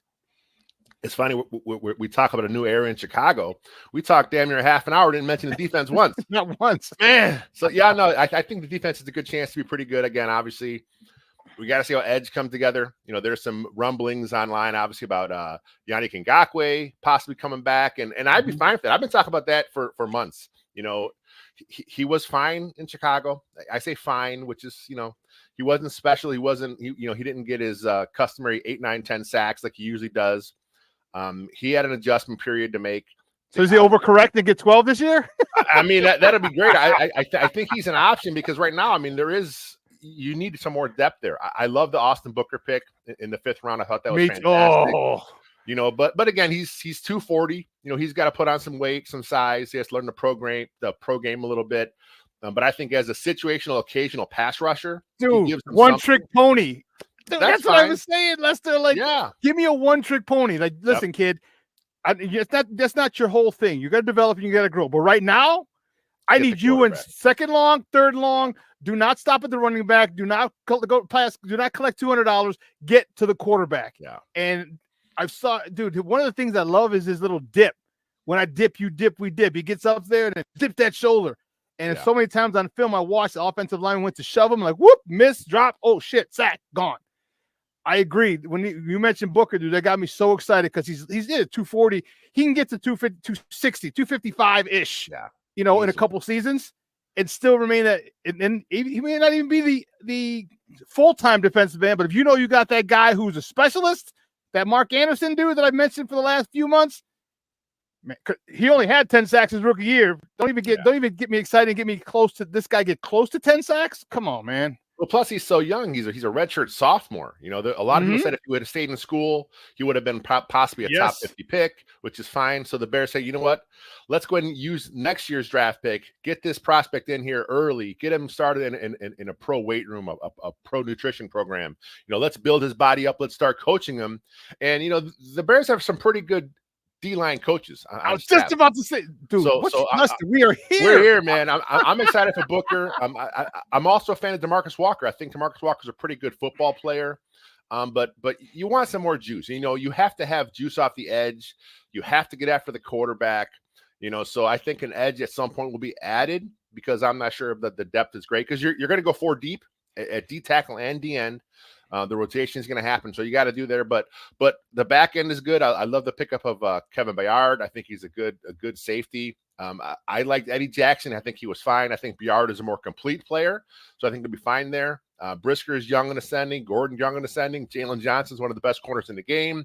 Tyree Stevenson is young and ascending. You know, the TJ Edwards, Tremaine Edmonds. You know, I mean, this is a good defense, and the sky's the limit. It really is. Where do you put this defense currently? Playoff defense, Super Bowl defense? Yeah, I think they're definitely a playoff caliber. I mean, we look at how they finished last year. I mean, the sacks have to pick up. You got to find someone else, like I said, to get after the quarterback. But you know, Montez Sweat, you know, he makes a big difference on that front. You know, if Gervon Dexter takes a step, and I believe he can, because you know he was learning a whole new scheme. He learned a whole new way to play football from Florida to Chicago. You know, and then we saw him, you know, last year gain the trust of the coaching staff, where he was playing edge. He was playing defensive end, you know, at times. You know, he was all over that line. So the Bears obviously believe there's some good upsides there. Otherwise, they would not have let him kind of float around the defensive line like they did. So I'm excited with Dexter. I think Pickens will be fine. Billings is a bowling ball in the middle. I love watching him play just because he's just so short, stout, and strong. You know, so yeah, I think it's definitely a playoff defense. If things come together, I'm not talking championship yet, but man, I mean, this is the kind of unit you want if you're going to take it to the next level. Guys, we're joined by Lester Wiltfong Jr. He's the head honcho, the EIC, that's editor-in-chief over at Windy City Gridiron. We're talking Bears football with me here on Shawn and Maya in the morning on Sports Zone Chicago. You know, one of the things you mentioned, you glossed over it, but I want to go back to it. And you talked about the D-line coach. Talk to me about Coach Washington. Coach Washington is one of the most respected defensive line coaches in the NFL. He is shown to be able to maximize the skill set of his players. Talk to me on how, and kind of going to retrace your steps, but talk to me about the Zach Pickens, how it's going to affect him, even the Gervon Dexters, even the Bookers, even the DeMarcus Walkers. How it's going to affect those guys dealing with a coach who has a reputation for bringing the best out of his defensive linemen in Washington. You mentioned Washington, he's the D corner, but he's there because he's great with the D line. But they also have Travis. What's the D line's coach name? Travis. Why is his name escaping me right now? But the real D line coach, he's worked with Max Crosby. We've heard some Austin Booker to Max Crosby comparisons. You know, he's also known for bringing the best out of young defensive linemen. So between those two guys, you know, Zach Pickens taking another step, Dexter taking another step. You know, maybe there's something in Dominique Robinson. Maybe Eric Washington coming over is the key to unlock what Dominique Robinson has. You know, we talk about a raw athlete, you know, 6'5", a little thin. This will now be his third year in the league. You know, maybe they can get something out of him too. So bringing up that D line, you know, working on the talent you have is great, but we got to see it come to fruition. What was the guy's name that you could remember? The defensive line coach.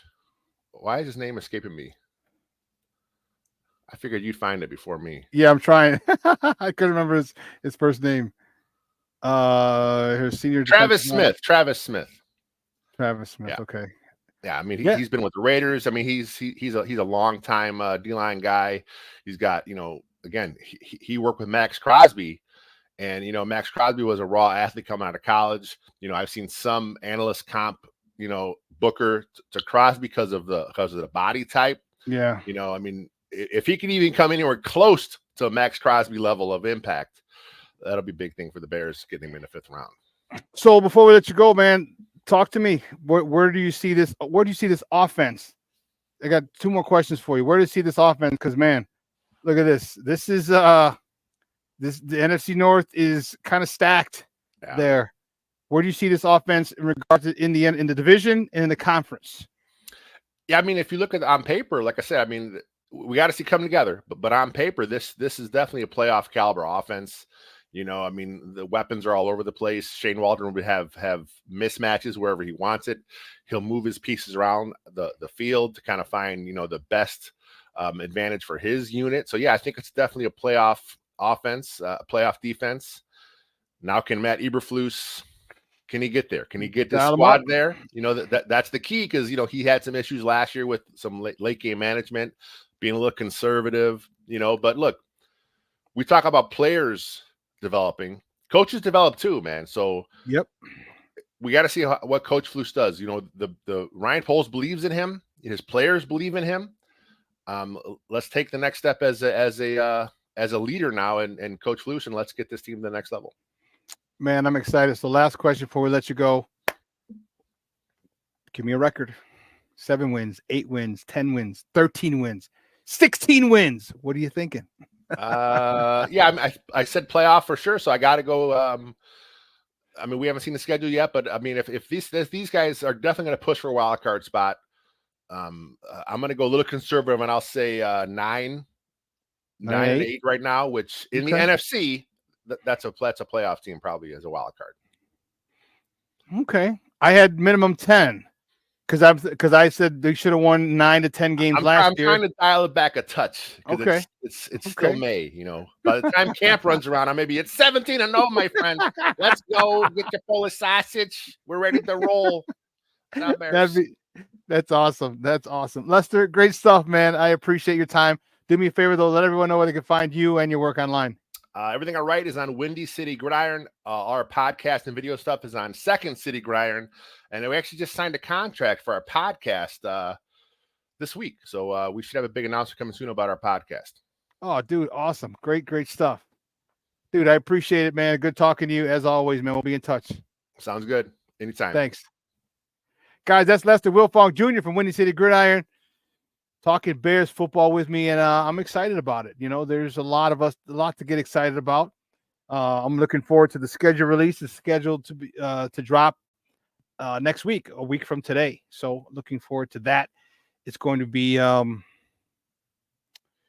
exciting. Here's why.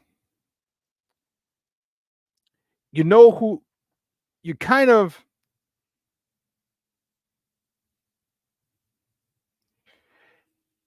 you look at the schedule and you have an idea based off of last year's record, which is an indication, not a guarantee, but an indication. So you're going to see if you have an easier part of the schedule early, or if you have to go through the gauntlet initially. You know, you're going to see, depending on what they do, they meaning the NFL, depending on how they schedule this season. That's a huge part. That's a huge part, because if you give me the Commanders early, do we have the Falcons? Let me see. Give me some teams early, some teams that might not be as strong. All right, give me some of those teams early. All right, we'll get a couple wins. We will get a lot of confidence. And I think that's going to be one of the most important things, is the confidence. All right, the confidence of this team. And I'm trying to find it, and here we go. All right, give me the Arizonas. Give me the Washingtons. Give me the Patriots. Give me the Panthers. All right, give me some of those. Give me 2 of those in those first 4 or 5 games. Throw in a decent one, and maybe the Jaguars. Okay, maybe throw that one in there as well. They're, a little better talent, a step up in talent. But you get a couple of games out of the gate where you get wins, convincing wins, that brings confidence. And you're saying trade for Hendrickson would have been a nice move to make. Oh, the kid out of Cincinnati, still not off the table.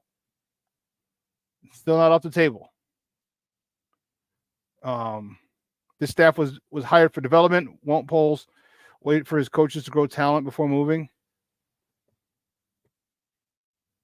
What do you mean moving, Richard? What do you mean moving? Like moving off the coaches, or him leaving? I'm not sure what you mean by before. You said won't polls wait for his coaches to grow talent before moving the coaches off? I'm not sure what you mean. Let me know what you mean. But I do agree that they have some a lot of good developmental coaches. Shorty 11-6 and a Super Bowl win. So it doesn't really matter. You're just saying Super Bowl win, right, Shorty?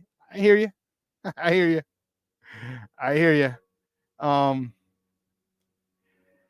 Luce was out coached last year, worst in the division. That's got to change. Well, yeah, and let's not forget.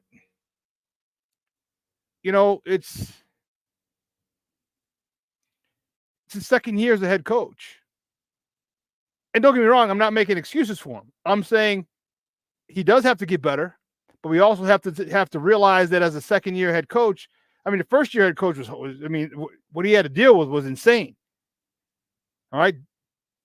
When you tear down that defense, he's a defensive coordinator, so you're literally attacking his soul. Then last year, you didn't have Montez Sweat. All right, think of all the things that went wrong on the offensive line. I don't care. You can say, well, everybody has. I don't give a shit about everybody else. I care about our Bears. Nate Davis was out to start the season, and Tevinjenkins was out to start. So now you're dealing with the heart of the lineup of the O-line, the interior. Then the center sucked. Like all these factors that people don't want to acknowledge, but yet want to blame players and call players names because they don't perform to the level you want them to perform at. Well, there's other players in front that really need to do their job so other people can do theirs. No one is good at their job when they first start. And in the NFL, every year is different. There's certain things that you can build upon that are linear. Like you see the team, you see them getting better. You see them fundamentally sound. You see the attitude. You see the confidence grow. You see as they add pieces, they get better and better and better. Okay? Please, someone tell me you didn't see the growth of Tyreek Stevenson last year as a rookie? You didn't see that? You didn't see the growth of Gervon Dexter from when he first started to the end of the year? Come on now. I know we want to be cynical and we want to be Bears fans, but let's be honest as well. Yes, Coach Luce was out-coached a lot last year. And those 3 games, yeah. Those 3 games that we lost that we should have won, the Cleveland, what was the other one? Cleveland game, the Denver game, and one other one. Yeah, he was out-coached. But as Lester said, he's got to develop too. He's got to develop too. Yeah, see, Illinois Jones, that doesn't make it. In theory, I see what you're saying, but it doesn't always work that way. All right? You have an easier schedule because they go off of last year's record. Just because someone's bad last year doesn't mean they're going to be bad again this year. You know what I mean? Teams change every year.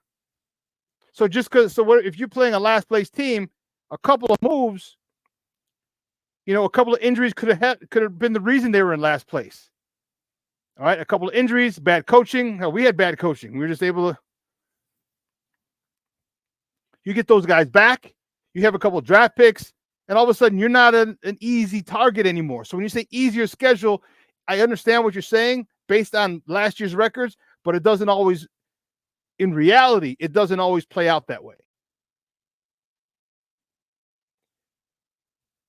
Yes, they still suck. They still suck. There's no ifs, ands, or buts about it. They still suck. Yeah, is used to playing with a leaky defense and a porous offensive line. Yeah. Last year he did.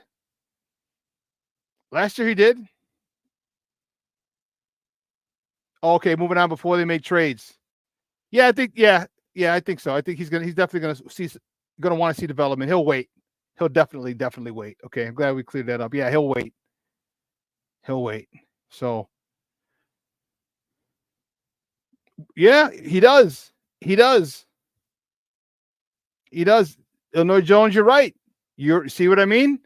Like Detroit, he waited till the NFC Championship game to Detroit themselves. You know what I mean? Like, how many times have you heard me say Detroit will Detroit themselves? They're just gonna do it, and they didn't do it all year. When did they decide to do it? NFC Championship game. Grizz, I am not either. There's no team that I'm afraid of. I ain't scared of nobody. Thank you. Yes, Denver, Detroit, and Cleveland. Those are the 3 games we lost. Yeah. First time in a long time I can say I'm not scared of any team and actually believe what I'm saying.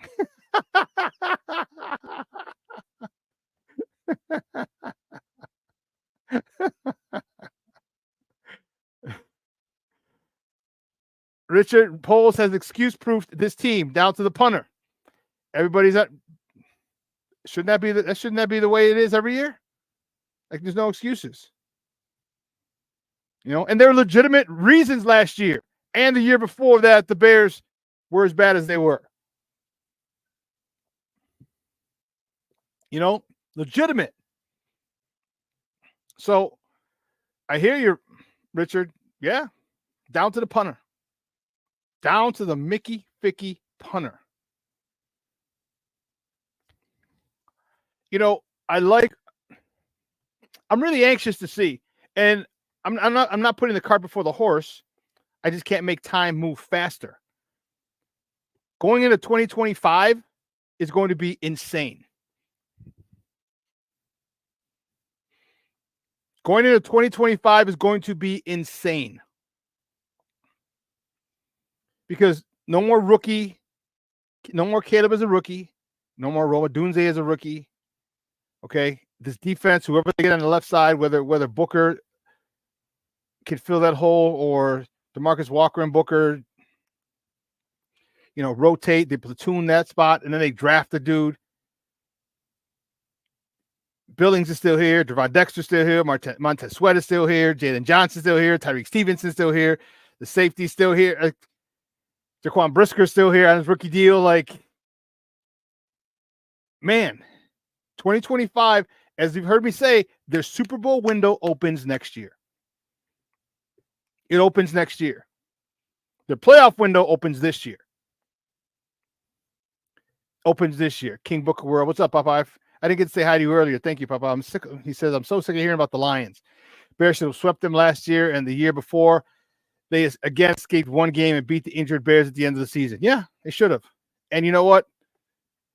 Listen. Say what you want about Dan Campbell. He's honest. He's honest. And he'll tell you. He's like, he talked about Justin Fields being gone. Like, man, we got to worry about him. I'm glad he's not in the division anymore because he killed the Lions. But he said, man, did you see what they drafted over there? He sees, he understands, he knows. And that's the one, I think that's why his players play for him so well, because he's not going to bullshit you. He's not going to blow smoke up your ass. Oh, they're not that good. No, he's like, they're good. They're good. Respect your opponent. Respect all, fear none. Give them the respect that they deserve and play accordingly. And he'll get on. You know what? I'm sure as a coach, because I know I've done it. When you play a team that's less formidable than you get on your team at practice. Oh my God. Everything in the world. I don't like the way you jog down the field. Get your ass back and do it again. Like, you're on them. I think that's the kind of guy Dan Campbell is, to make sure that they're not overconfident. He keeps it real with those guys, which is why they play the way they play for him.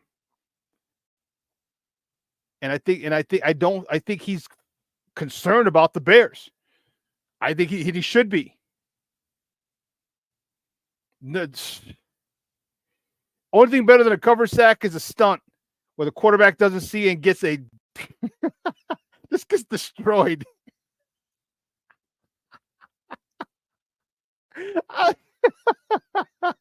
The quarterback's going, he's about to throw, and he sees the dude. He goes, I'm not going to be able to wind back and throw it. And before this guy hits me, he just grabs the ball and takes it.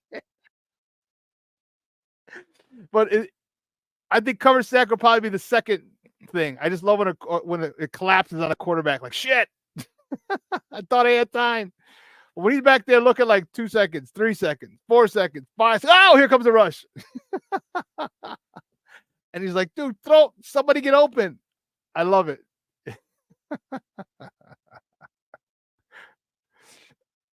AC. King Book of the World, the Bears will put the rest of the league on notice. Oh, no. No. The rest of the league is on notice already. They ain't got to do nothing. They don't have to do anything.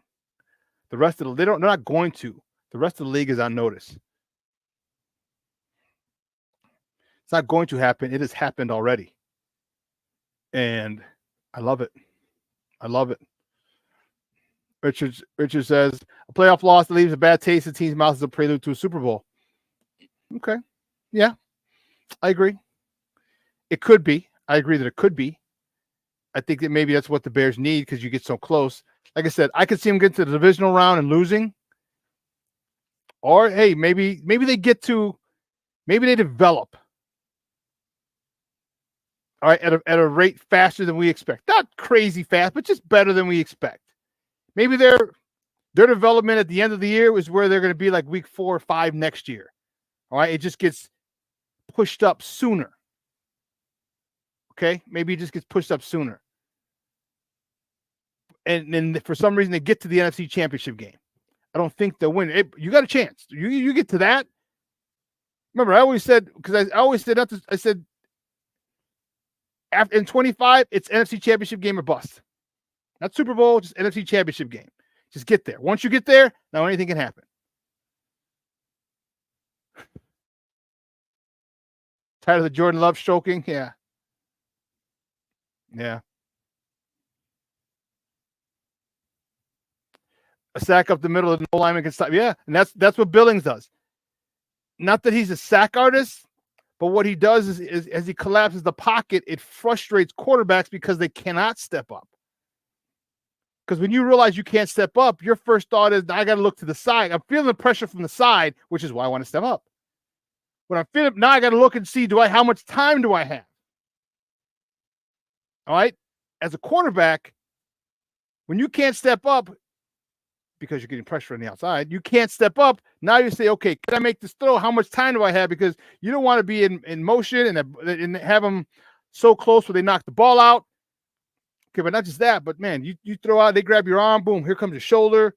There's a lot of things that happen that there's self-preservation that goes on there. So the pressure up the middle does a lot psychologically for a quarterback. Because now you can't just step up. You have to see, all right, I can't step up. I got to throw from here. I probably have to fling it, throw it off my back foot and use most of the arm. But how much time do I have with these guys closing in on? The reason I'm stepping up is coming pressure from the outside. Jay Grizz, yes. Yeah, you mean stacking the DB room. Yep. Oh, yeah. Yes, Illinois Jones. Yes, they did, Doctor. Yes, they did. And you're throwing him in. And Lester and I talked about it. He might be 1C. He's going to be on their third best cornerback. And for most teams, they're fortunate if they have 2 good cornerbacks. They're more good if they have 1 really good cornerback. Not to mention 2. And then you're going to put a third guy. The distance between the top corner and your slot corner. And make sure it's your first slot corner, not a slot corner that's healthy, or your number 2 corner's out. So your slot's got to go out there, and you bring in another guy for the difference between that and the slot corner is night and day. And whoever's in that slot position on whatever play. Remember, I talked about Keenan Allen, 6'5", being able to find soft spots in the zone. Quarterback, one of the quarterback's best friend. You don't believe me? Ask Patrick Mahomes. All right, Kelsey's been finding the soft spot in the zone since Mahomes got here. Or what about DJ Moore? You want to go man? Boom, DJ Moore got you. Or you want to go man and put DJ in the slot, put him in motion? Now you can't check him off the line? Or you want Romadunze, 6'3", 6'4", who can run all the routes on the route tree and run by most of your DBs.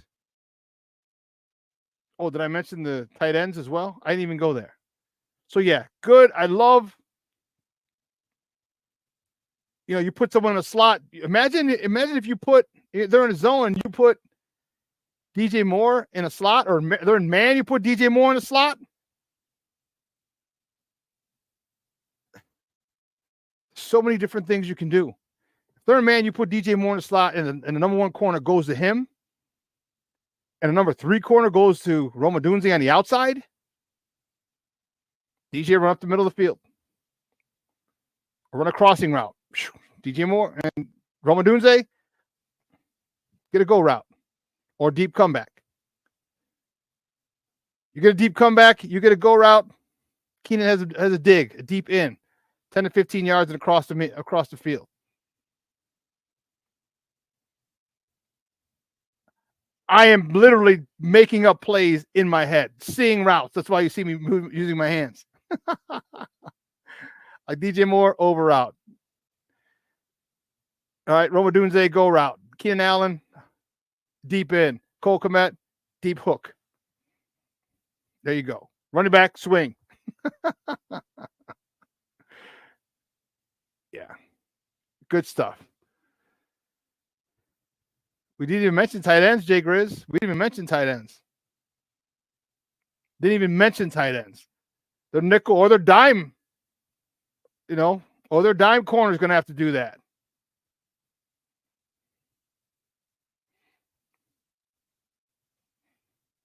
If our offensive coordinator can fix Bayless, should he be? He'll be in consideration for that, Richard. That's for damn sure. If he fixes Bayless. And let's not forget Tyler Scott. Tyler Scott wants a spot on this roster too. Tyler Scott wants a spot on this roster. He wants to contribute. So there's a lot of good things going on so far this year. And I like it. I like it a lot. Well, man, 2 hours, not 3. 2 hours has come and gone. I want to thank my guest, Ron Luce from the On Tap Sports Net, for coming on talking Cubs and Blackhawks with me, mostly Blackhawks. We got some Cubs talk in there with him. I want to thank him for that. I also want to thank my man, Lester Wiltfong Jr., for coming on talking Bears football with your guy. And he's excited too. He's excited just like we are. And we have every right to be. All right, we have every right to be. This is going to be an exciting season. Rookie minicamp this week, this Friday. I don't know if we got credentials. I'll let you guys know. If I had to, and I have to move back. If I do get credentials for Friday, I'll move the show back until the afternoon at some point. So I would be at Hallis Hall covering them. So we'll see. I'll find out today if we got approved for credentials for rookie minicamp. So yeah.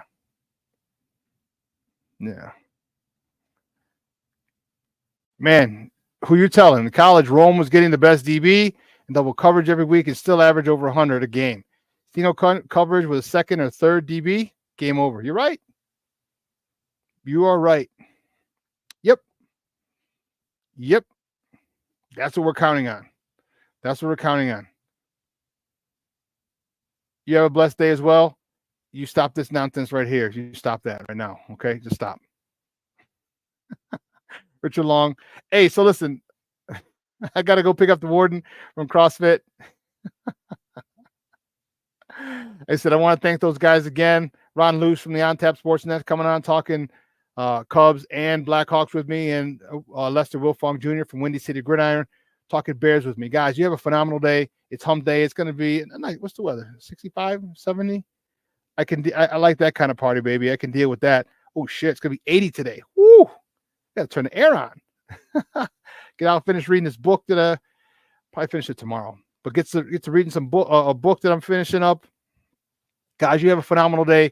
Do yourself a favor. Do me a favor. Make sure that you make someone smile today. All right? Send a text, a voice memo, okay, to somebody that you haven't talked to in a while. Make sure you say, hey, just thinking about you and the family. Hope all is well. Let's get together soon. All right? Be good to people. There's more than enough hate going around this world. Let's spread some love. So for everyone here at Sports Zone Chicago, Elliot Baez, our executive producer, Clarence Council III, our social media guy, and a newly married Maya Akai, my co-host in absentia. I'm your boy, the SuperBack, Shawn Sierra. Sports owners, have a great day. Listen, I'll be on with Nomad on Friday. They took most of the week off. They just were a little tired, and we need time. Sometimes we need time to just recover. So we'll be back on Friday, if I'm not mistaken. So this show will replay tonight at 6. So you can catch it again if you missed it. So for everyone at Sports Zone here at Sports Zone Chicago, guys, I'm your boy, the SuperBack, Shawn Sierra, and I am out. Have a great day.